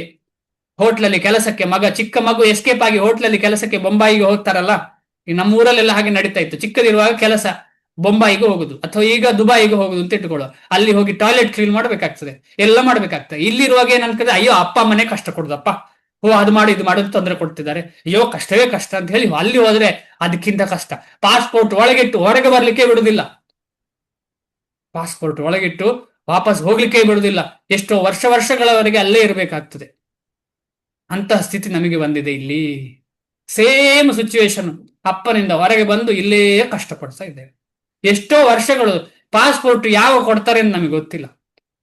ಪಾಸ್ಪೋರ್ಟ್ ಕೊಡ್ಲಿಕ್ಕೆ ಇನ್ಫ್ಲೂಯೆನ್ಸ್ ಬೇಕು, ಬೇರೆ ಗವರ್ಮೆಂಟ್ ಇನ್ಫ್ಲೂಯೆನ್ಸ್ ಮಾಡ್ತಾ ಉಂಟು ಈಗ ನಮ್ಗೆ. ಯಾರದು ಗವರ್ಮೆಂಟು? ಈಗ ಎಷ್ಟೋ ವರ್ಷಗಳಿಂದ ಈ ಗಲ್ಫ್ ಕಂಟ್ರಿಗಳಲ್ಲಿ ಕೆಲವರೆಲ್ಲ ಭಾರತೀಯರು ಸಿಕ್ಕಾಕೊಂಡಿದ್ದಾರೆ, ಅವರು ಹೊರಗೆ ಬರ್ಲಿಕ್ಕೆ ಆಗ್ತಾ ಇಲ್ಲ. ಅದಕ್ಕೆ ಯಾರು ಇನ್ಫ್ಲೂಯೆನ್ಸ್ ಮಾಡುದು? ಭಾರತ ಸರ್ಕಾರ ಹೋಗಿ ಇನ್ಫ್ಲೂಯೆನ್ಸ್ ಮಾಡುದು. ಇಲ್ಲ ಇಲ್ಲ ಇವರು ಹೀಗೆ ಬನ್ನಿ ಅಂತ ಹೇಳ್ತಾರೆ. ಎಷ್ಟರ ಮಟ್ಟಿಗೆ ಸತ್ಯ ಗೊತ್ತಿಲ್ಲ. ಹೀಗೆ ಒಂದು ಉದಾಹರಣೆ, ಯೋಚನೆ, ಇದೊಂದು ಮನಸ್ಸಲ್ಲಿ ಯೋಚನೆ ಮಾಡಿ. ಈ ತರ ಇಲ್ಲ ಅಂದ್ರೆ ಈ ರೀತಿಯಲ್ಲಿ ನಮಗೆ ಭಕ್ತರು ಬಂದು ನಮಗೆ ಹೊರಗೆ ಬರಬೇಕಾಗ್ತದೆ. ಇನ್ಫ್ಲುಯೆನ್ಸ್, ಭಕ್ತರಿಂದ ಇನ್ಫ್ಲುಯೆನ್ಸ್ ಮಾಡಿದ್ರೆ ಮಾತ್ರ. ಗುರುವಿನ ಇನ್ಫ್ಲುಯೆನ್ಸ್ ಇಲ್ಲದ್ರೆ ನಾವು ಕೃಷ್ಣನಿಗೆ ಹೋಗ್ಲಿಕ್ಕೆ ಸಾಧ್ಯವಿಲ್ಲ, ವಾಪಸ್ ಸಾಧ್ಯವಿಲ್ಲ, ವಾಪಸ್ ಮನೆಗೆ ಹೋಗ್ಲಿಕ್ಕೆ ಸಾಧ್ಯ ಇಲ್ಲ. ವಾಪಸ್ ಮನೆಗೆ ಹೋಗ್ಬೇಕು ಅಂತ ಹೇಳಿದ್ರೆ ಭಕ್ತರ ಸಂಘ ಬೇಕೇ ಬೇಕು. ಅನಾದಿ ಕಾಲದಿಂದ ಬಂದ ಅಜ್ಞಾನವೇ ದೇಹದ ಕಷ್ಟ ಮತ್ತು ಯಾತನೆಗಳಿಗೆ ಕಾರಣ. ಜೀವಿಯು ದೇಹದ ಕಾರ್ಯಗಳಿಂದ ದೂರವಾಗುತ್ತಲೇ ಆತನು ಪ್ರಕ್ರಿಯೆಗಳಿಂದಲೂ ಬಿಡುಗಡೆಗೊಳ್ಳುತ್ತಾನೆ. ಅವನು ದೇಹವೆಂಬ ನಗರದಲ್ಲಿರುವ ತನಕ ಅದರ ಯಜಮಾನನಂತೆ ಕಾಣುತ್ತಾನೆ. ಆದರೆ ವಾಸ್ತವವಾಗಿ ಅವನು ಅದರ ಒಡೆಯನೂ ಅಲ್ಲ ಮತ್ತು ಅದರ ಕರ್ಮಗಳನ್ನು ಫಲಗಳನ್ನು ನಿಯಂತ್ರಿಸಬಲ್ಲವನು ಅಲ್ಲ. ಇದು ನಮ್ಗೆ ಸುಲಭವಾಗಿ ಅರ್ಥ ಆಗ್ತದೆ. ಯಾವುದನ್ನು ನಿಯಂತ್ರಿಸಿ ಮಾಡ್ಲಿಕ್ಕೂ ಸಾಧ್ಯ ಇಲ್ಲ, ಈ ಬಾಡಿಯ ಒಡೆಯನೂ ಅಲ್ಲ. ಆದ್ರೆ ನಾವು ಆ ರೀತಿಯಲ್ಲಿ ಚಿಂತನೆ ಮಾಡ್ತಾ ಇರ್ತೇವೆ. ಸಾಯುವವರೆಗೆ ನಾನೇ ಈ ದೇಹದ ಒಡೆಯ, ಈ ರಾಷ್ಟ್ರದ ಒಡೆಯ, ಈ ಮನೆಯ ಒಡೆಯ ನಾನೇ, ಈ ತಿನ್ನುವ ಆಹಾರದ ಒಡೆಯ ನಾನೇ ಅಂತ ಯೋಚನೆ ಮಾಡ್ತಾ ಇರ್ತಾರೆ. ಅವನು ತನ್ನ ಉಳಿವಿಗಾಗಿ ಸೆಣಸುತ್ತ ಸ್ಟ್ರಗಲ್ ಫಾರ್ ಎಕ್ಸಿಸ್ಟೆನ್ಸ್ ಭವಸಾಗರದಲ್ಲಿದ್ದಾನೆ ಅಷ್ಟೇ. ನಮ್ಮ ಸ್ಥಿತಿ ಏನು ಅಂತ ಹೇಳ್ತಿದ್ದಾರೆ ಶ್ರೀಲ ಪ್ರಭುಪಾದರು? Struggle for existence. ಯಾಕಂತ ಹೇಳಿದ್ರೆ ನಾವು ಭಗವಂತನ ಕರುಣೆಯನ್ನ ತಗೊಳ್ತಿಲ್ಲ, ಭಗವಂತನ ನಾಮ ತಗೊಳ್ತಾ ಇಲ್ಲ. ಆದ ಕಾರಣ ಈ ಬಂಧನದಲ್ಲಿ ನಾವು ಸ್ಟ್ರಗಲ್ ಮಾಡ್ತಾ ಇದ್ದೇವೆ. ಈಗಾದ್ರೂ ನಾನು ಸೀರಿಯಸ್ ಆಗಿ ಭಗವಂತನ ನಾಮಕ್ಕೂ ವ್ಯತ್ಯಾಸ ಇಲ್ಲ ಅಂತ ಖಡಾಖಂಡಿತವಾಗಿ ಅರ್ಥ ಮಾಡಿಕೊಂಡು ಭಗವಂತನ ನಾಮಸ್ಮರಣೆ ಮಾಡಬೇಕು. ಭಗವಂತನ ನಾಮಸ್ಮರಣೆ ಮಾಡ್ಲಿಕ್ಕೆ ಮೊದಲನೇ ಹೆಜ್ಜೆ ಅಂತ ಹೇಳಿದ್ರೆ ಭಗವಂತನಿಗೂ ಭಗವಂತನ ನಾಮಕ್ಕೂ ವ್ಯತ್ಯಾಸವೇ ಇಲ್ಲ. ವ್ಯತ್ಯಾಸವಿಲ್ಲ. ಭಗವಂತನೇ ನನ್ನ ನಾಲಿಗೆಯಲ್ಲಿ ನಡೀತಾ ಇದ್ದಾನೆ, ಭಗವಂತನೇ ನಾನು ಹೇಳುವಾಗ ಕೇಳ್ತಿದ್ದಾನೆ, ಭಗವಂತನ ಹತ್ತಿರವೇ ಇದ್ದೇನೆ, ಗುರುವಿನ ಹತ್ತಿರ ಇದ್ದೇನೆ ಅಂತ ಯೋಚನೆ ಮಾಡ್ತಾ ನಾವು ಮಾಡಬೇಕು. ಅದು ಸತ್ಯಾಸತ್ಯತೆ. ಸತ್ಯಾಸತ್ಯತೆ. ಯಾಕಂದ್ರೆ ಭಗವಂತ ಯಾವಾಗಲೂ ಹೃದಯದಲ್ಲಿ ಇದ್ದು ವಿಟ್ನೆಸ್, ಉಪದೃಷ್ಟ, ಹನುಮಂತ ಚ ಭರ್ತ ಎಲ್ಲವನ್ನು ಮಾಡುವವರು ಯಾರು? ಭಗವಂತ ಹೃದಯದಲ್ಲಿ ಇದ್ದುಕೊಂಡು ಮಾಡ್ತಾನೆ. ಆದ ಕಾರಣ ಇದು ಊಹೆ ಅಲ್ಲ, ಇದು ಸತ್ಯ. ಶಾಸ್ತ್ರ ಹೇಳ್ತದೆ. ಶಾಸ್ತ್ರದಲ್ಲಿ ಸಂಪೂರ್ಣ ಶ್ರದ್ಧೆ ಇಟ್ಟುಕೊಂಡು ನಾವು ಮಾಡಿದ್ರೆ ಅದು ನಮಗೆ ಅರ್ಥ ಆಗಿ ಸರಿ ಅಂತ ಹೇಳಿ ನಮಗೆ ಗೊತ್ತಾಗ್ತದೆ. ಈ ಇಂಡಕ್ಷನ್ ಕುಕ್ಕರ್ ಅಲ್ಲಿ ಬೆಂಕಿ ಇಲ್ಲದೆ ಬಿಸಿ ಆಗ್ತಾ ಉಂಟು ಅಂತ ಹೇಳಿ ಮಗುವಿಗೆ ಅರ್ಥ ಆಗುದಿಲ್ಲ. ಆದರೆ ಅದನ್ನು ಮಾಡಿದವನಿಗೆ ಅದೇ ರೀತಿಯಲ್ಲಿ ಅದನ್ನು ಬಿಚ್ಚಿ ಬಿಡಿಸಿ ಎಲ್ಲ ನೋಡಿದ್ರೆ ಗೊತ್ತಾಗ್ತದೆ ಹೇಗೆ ಬಿಸಿ ಆಗ್ತಾ ಉಂಟು. ಅದನ್ನು ಅರ್ಥ ಮಾಡ್ಕೊಂಡು ಓದಿದ್ರೆ ಇಂಡಕ್ಷನ್ ಮೆಕ್ಯಾನಿಸಮ್ ಅರ್ಥ ಮಾಡ್ಕೊಂಡ್ರೆ ಹೇಗೆ ಬಿಸಿ ಆಗ್ತಾ ಉಂಟು ಅಂತ ಅಲ್ಲಿ ಅರ್ಥ ಆಗ್ತದೆ. ಆದ್ರೆ ಮಗುವಿಗೆ ಇದು ಹೇಗೆ ಅಡಿಗೆ ಆಗ್ತಾ ಉಂಟು, ಇಲ್ಲಿ ಏನು ಕಾಣ್ತಾ ಇಲ್ಲ ಬೆಂಕಿ ಅಂತ ಹೇಳ್ಬೋದು. ಅಥವಾ ಯಾರು ಸ್ವಲ್ಪ ಇಗ್ನೋರೆನ್ಸ್ ಅಂದ್ರೆ ವಿದ್ಯೆ ಇಲ್ಲದವನಿಗೆ ಇದು ಹೇಗಪ್ಪ ಹೇಗೆ ಅಂತ ಗೊತ್ತಿಲ್ಲ, ಆಗ್ತಾ ಉಂಟು ಬೆಂಕಿ, ಹೇಗೋ ಉರಿತಾ ಉಂಟು, ಹೇಗೋ ವಿಸಿಲು ಬರ್ತಾ ಉಂಟು ಅಂತ ಅದೇ ರೀತಿ ಆಗ್ತದೆ. ಆದ ಕಾರಣ ನಾವು ಜ್ಞಾನವನ್ನ ಸಂಘದಿಂದ ಸಿಕ್ಕಿದ್ರೆ ನಮಗೆ ಭಗವಂತನಿಗೂ ಭಗವನ್ನಾಮಕ್ಕೂ ವ್ಯತ್ಯಾಸ ಇಲ್ಲ ಅಂತ ಗೊತ್ತಾಗ್ತದೆ. ಅಲೌಕಿಕವಾದ ಕೃಷ್ಣ ಸಾಗರದ ಅಲೆಗಳು ಅವನನ್ನು ಎತ್ತಿ ಹಾಕುತ್ತಿವೆ, ಅವುಗಳ ಮೇಲೆ ಅವನಿಗೆ ಯಾವ ಹತೋಟಿ ಇಲ್ಲ. ಇದಕ್ಕೆ ಯಾವ್ದಾದ್ರು ಎಕ್ಸಾಂಪಲ್ ಕೊಡ್ತೀರಾ? ಎತ್ತಿ ಹಾಕುವ ಸಾಗರ ಅಲೆಗಳು ಯಾರಾದ್ರು? ಸಾಗರದ ಅಲೆಗಳು ಎತ್ತಿ ಹಾಕೋದು ನಮ್ಮ ಲೈಫಲ್ಲಿ ಏನೆಲ್ಲ ನಡೀತಾ ಇದೆ, ಎತ್ತಿ ಹಾಕುದಿಲ್ಲ. ಗಂಡ ಜೋರು ಮಾಡೋದು ಒಂದು ಅಲೆ, ಮಕ್ಕಳು ಅಳುವುದು ಇನ್ನೊಂದು ಅಲೆ, ಹುಷಾರಿಲ್ಲದೆ ಇರುವುದು ಮೂರನೇ ಅಲೆ, ಆಮೇಲೆ ಯುದ್ಧ ಆಗುದು ಐದನೇ ಅಲೆ. ಈ ರೀತಿ ಎಷ್ಟೆಲ್ಲ ಅಲೆಗಳು, ಎಲೆ ಅಲ್ಲ ಅಲೆಗಳು, ಎಷ್ಟೆಲ್ಲ ನಮಗೆ ಕಾಣ್ತಾ ಉಂಟು ಅಲೆಗಳು. ಸಾಗರದ ಅಲೆಗಳು ಬಂದು ನಮ್ಗೆ ಚಚ್ಚುತ್ತಾ ಉಂಟು. ಆದ್ರೂ ಆಹಾ ಖುಷಿ ಅಂತ ಹೇಳಿ ಆ ಅಲೆಗೆ ನಾವು ಒಡ್ಡಿ ಕೊಡ್ತಾ ಇದ್ದೇವೆ. ನಾವು ಅದು ಆರ್ಭಟವಾದಂತಹ ಅಮಾವಾಸ್ಯೆ ಅಥವಾ ಹುಣ್ಣಿಮೆಯಲ್ಲಿರುವಂತಹ ಒಂದು ಆರ್ಭಟ ರೀತಿಯಲ್ಲಿರುವಂತಹ ಒಂದು ಅಲೆಗಳಿದೆಯಲ್ಲ, ಬಂದು ಚಚ್ಚು ಭಯ ಪರುವಂತಹ ಒಂದು ಅಲೆಗಳು. ಆದ್ರೆ ನಮಗೆ ಅದೇ ಸುಖ ಅಂತ ಅನ್ನಿಸ್ತಾ ಇದೆ. ಅದೇ ಆಸುರಿ ಭಾವ ನಮ್ಮ ಹೃದಯದಲ್ಲಿ. ಅಸುರರಿಗೆ ಇದು ಖುಷಿ, ಅಸುರರಿಗೆ ಖುಷಿ, ಸುರರಿಗೆ ಖುಷಿ ಇಲ್ಲ ಇದರ ಬಗ್ಗೆ. ಅವುಗಳ ಮೇಲೆ ಅವನಿಗೆ ಯಾವ ಹತೋಟಿಯೂ ಇಲ್ಲ, ಯಾವ ಹತೋಟಿ ಇಲ್ಲ. ಯಾರನ್ನು ನಾವು ಕಂಟ್ರೋಲ್ ಮಾಡ್ಲಿಕ್ಕೆ ಸಾಧ್ಯ ಇಲ್ಲ. ಯುದ್ಧವನ್ನು ಕಂಟ್ರೋಲ್ ಮಾಡ್ಲಿಕ್ಕೆ ಸಾಧ್ಯ ಇಲ್ಲ, ಮಳೆಯನ್ನ ಕಂಟ್ರೋಲ್ ಮಾಡ್ಲಿಕ್ಕೆ ಸಾಧ್ಯ ಇಲ್ಲ, ಗಂಡನನ್ನು ಕಂಟ್ರೋಲ್ ಮಾಡ್ಲಿಕ್ಕೆ ಸಾಧ್ಯ ಇಲ್ಲ. ಇನ್ನೇನು ನಾವು ಅನ್ಕೊಳ್ಬಹುದು ಕಂಟ್ರೋಲ್ ಮಾಡಬಹುದು ಅಂತ ಹೇಳಿ, ಯಾವುದು ನಮ್ಮ ಕೈಲಿ ನಡೆಯುವಂಥದ್ದಲ್ಲ. ಅಲೌಕಿಕವಾದ ಕೃಷ್ಣ ಪ್ರಜ್ಞೆಯಿಂದಾಗಿ, ಯಾಕಂದ್ರೆ ಇದೆಲ್ಲ ಲೌಕಿಕ. ಈಗ ನಾವು ಮಾತಾಡಿದ್ದೆಲ್ಲ ಕಂಟ್ರೋಲ್ ಮಾಡುದು ಅದು ಇದೆಲ್ಲ ಲೌಕಿಕ. ಆದರೆ ಅಲೌಕಿಕವಾದ ಕೃಷ್ಣ ಪ್ರಜ್ಞೆಯಿಂದಾಗಿ ಸಾಗರದಿಂದ ಬರುವುದೇ ಅವನ ಮಟ್ಟಿಗೆ ಅತ್ಯುತ್ತಮ ಪರಿಹಾರ. ಒಂದೇ ಪರಿಹಾರ ಯಾವುದು? ಕೃಷ್ಣ ಪ್ರಜ್ಞೆ. ಆಮೇಲೆ ಕೃಷ್ಣ ಪ್ರಜ್ಞೆಯನ್ನ ಬೆಳೆಸಿದವರ ಕಾಲು ಹಿಡಿದು ಕೂತ್ಕೊಳ್ಳುದು, ಪ್ರಭುಪಾದರ ಕಾಲು ಹಿಡಿದು ಕೂತ್ಕೊಳ್ಳುದು. ಅವರು ಹೋಗುವಾಗ ನಮ್ಮನ್ನು ಕರ್ಕೊಂಡು ಹೋಗ್ತಾರೆ. ಈ ಸರ್ಪಯಜ್ಞದಲ್ಲಿ ನಿಮಗೆ ಗೊತ್ತಲ್ಲ ಏನಾಯ್ತು ಅಂತ ಹೇಳಿ. ಸರ್ಪಯಜ್ಞದಲ್ಲಿ ಏನಾಯ್ತು? ಯಾರು ಮಾಡಿದ್ದು ಸರ್ಪಯಜ್ಞ? ಆಮೇಲೆ ನಿಲ್ಲಿಸ್ತೀನಿ, ಇವತ್ತು ಸ್ವಲ್ಪ ಲೇಟ್ ಆಗ್ತಿದೆ, ಕ್ಷಮಿಸಿ. ಇದೊಂದೇ ಅವನನ್ನು ಎಲ್ಲ ಕ್ಷೋಭೆಯಿಂದ ರಕ್ಷಿಸಬಲ್ಲುವುದು. ಸರ್ಪಯಜ್ಞ ಯಾರು ಮಾಡಿದ್ದು? ಜನಮೇಜಯ ಸರ್ಪಯಜ್ಞ ಮಾಡಿದ್ದು. ಆಗ ಎಲ್ಲ ಸರ್ಪಗಳು ಆ ಯಜ್ಞಕ್ಕೆ ಬಂದು ಬೀಳ್ತಾ ಇತ್ತು ಅಲ್ವಾ? ಕೊನೆಗೆ ಮಂತ್ರ ಹಾಕ್ತಿದ್ದಾರೆ ಯಾರಿಗೆ? ಪರೀಕ್ಷಿತನನ್ನು ಕೊಂದಂತಹ ಸರ್ಪ ಯಾರು? ತಕ್ಷಕ. ನೆಕ್ಸ್ಟ್ ಲಾಸ್ಟ್ ತಕ್ಷಕನಿಗೆ ಹಾಕ್ತಿದ್ದಾರೆ. ತಕ್ಷಕ ಏನು ಮಾಡಿದ? ಯಾರಿಗಾದ್ರೂ ಗೊತ್ತಾ? ತಕ್ಷಕ ಏನು ಮಾಡಿದ? ಆ ಮಂತ್ರ ಬಂತು, ತಕ್ಷಕ ನಮ ಅಂತ ಹೇಳಿದ್ರೆ ಬಂದು ಬೀಳುದೆ ತಕ್ಷಕ. ಎಲ್ಲಿಗೆ? ಬೆಂಕಿಗೆ. ತಕ್ಷಕ ಏನ್ ಮಾಡಿದ? ಇಂದ್ರನ ಕುರ್ಚಿಗೆ ಕೆಳಗೆ 4 ಕುರ್ಚಿ ಇದೆಯಲ್ಲ, ಹೋಗಿ ಸಿಕ್ಕಾಕೊಂಡ. ಹೇಗೆ ನಾವು ಮಕ್ಕಳು ಕೂಡ ಮಾಡ್ತೇವಲ್ಲ, ಅಮ್ಮನಂತ ಹಬ್ಬ ಹಿಡಿಯುದು, ಯಾರಾದ್ರೂ ಅಪರಿಚಿತರು ಬಂದ್ರೆ ಅಮ್ಮನ ಸೆಗರಗನ್ನು ಹಿಡಿಯುದು ಅಥವಾ ಏನೋ ಅಪ್ಪನನ್ನು ಹಿಡಿಯುವುದು, ಏನೋ ಮಾಡ್ತೇವಲ್ಲ. ಅದೇ ರೀತಿ ಪ್ರೊಟೆಕ್ಷನ್. ಇಂದ್ರ ದೇವ ಅಲ್ವಾ, ಅವನಿಗೆ ಏನಾಗುದಿಲ್ಲ. ಆದ್ರೆ ಇವರು ಹಾಕಿದ ಮಂತ್ರಕ್ಕೆ ಇಂದ್ರ ಮತ್ತು ಇಬ್ರು ಬಂದ್ರು. ಇನ್ನೇನೋ ಬೀಳ್ಬೇಕಿತ್ತು ಬೆಂಕಿಗೆ, ಆಗ ಒಬ್ಬ ಬ್ರಾಹ್ಮಣ ಬಂದು ನಿಲ್ಲಿಸಿದ. ಸಾಕು. ಯಾಕೆಂತ ಹೇಳಿದ್ರೆ ಒಬ್ಬ ಸರ್ಪ ಹೀಗೆ ಮಾಡಿದ ಅಂತ ಹೇಳಿ ಎಲ್ಲ ಸರ್ಪವನ್ನು ನೀನು ಹೀಗೆ ಮಾಡುದ? ಒಬ್ಬ ಏನೋ ತಪ್ಪು ಮಾಡಿದರೆ ಎಲ್ಲರಿಗೂ ಶಿಕ್ಷೆಯ? ಹಾಗೆ ಮಾಡ್ಲಿಕ್ಕೆ ಆಗುದಿಲ್ಲ ಅಂತ ಹೇಳಿದೆ. ಈಗ ಒಬ್ಬ ಮನುಷ್ಯ ಏನೋ ತಪ್ಪು ಮಾಡಿದ್ರೆ ಎಲ್ಲ ಮನುಷ್ಯರಿಗೂ ಹಾಗೆ ಮಾಡುದ? ಹಾಗೆ ಆಗುದಿಲ್ಲ ಅಂತ ಹೇಳಿ ಆ ಬ್ರಾಹ್ಮಣ ಸ್ಟಾಪ್ ಮಾಡಿದ. ಈ ರೀತಿಯಲ್ಲಿ ಅವನು ತಕ್ಷಕ ಸೇವ್ ಆಗಿದ್ದಾನೆ, ಏನೇ ಆಗಲಿ. ಅದೇ ರೀತಿಯಲ್ಲಿ ನಾವು ಈ ಅಲೌಕಿಕವಾದ ಕೃಷ್ಣ ಪ್ರಜ್ಞೆಯನ್ನ ಯಾರು ಫಾಲೋ ಮಾಡ್ತಿದ್ದಾರೆ, ನಮಗೆ ಮಾಡ್ಲಿಕ್ಕೆ ಆಗದಿದ್ರು ಹೇಗಾದ್ರೂ ಮಾಡಿ ಅವರ ಕಾಲು ಹಿಡಿಯುವ ನಾವು ಈಗ ಸೇರಿ.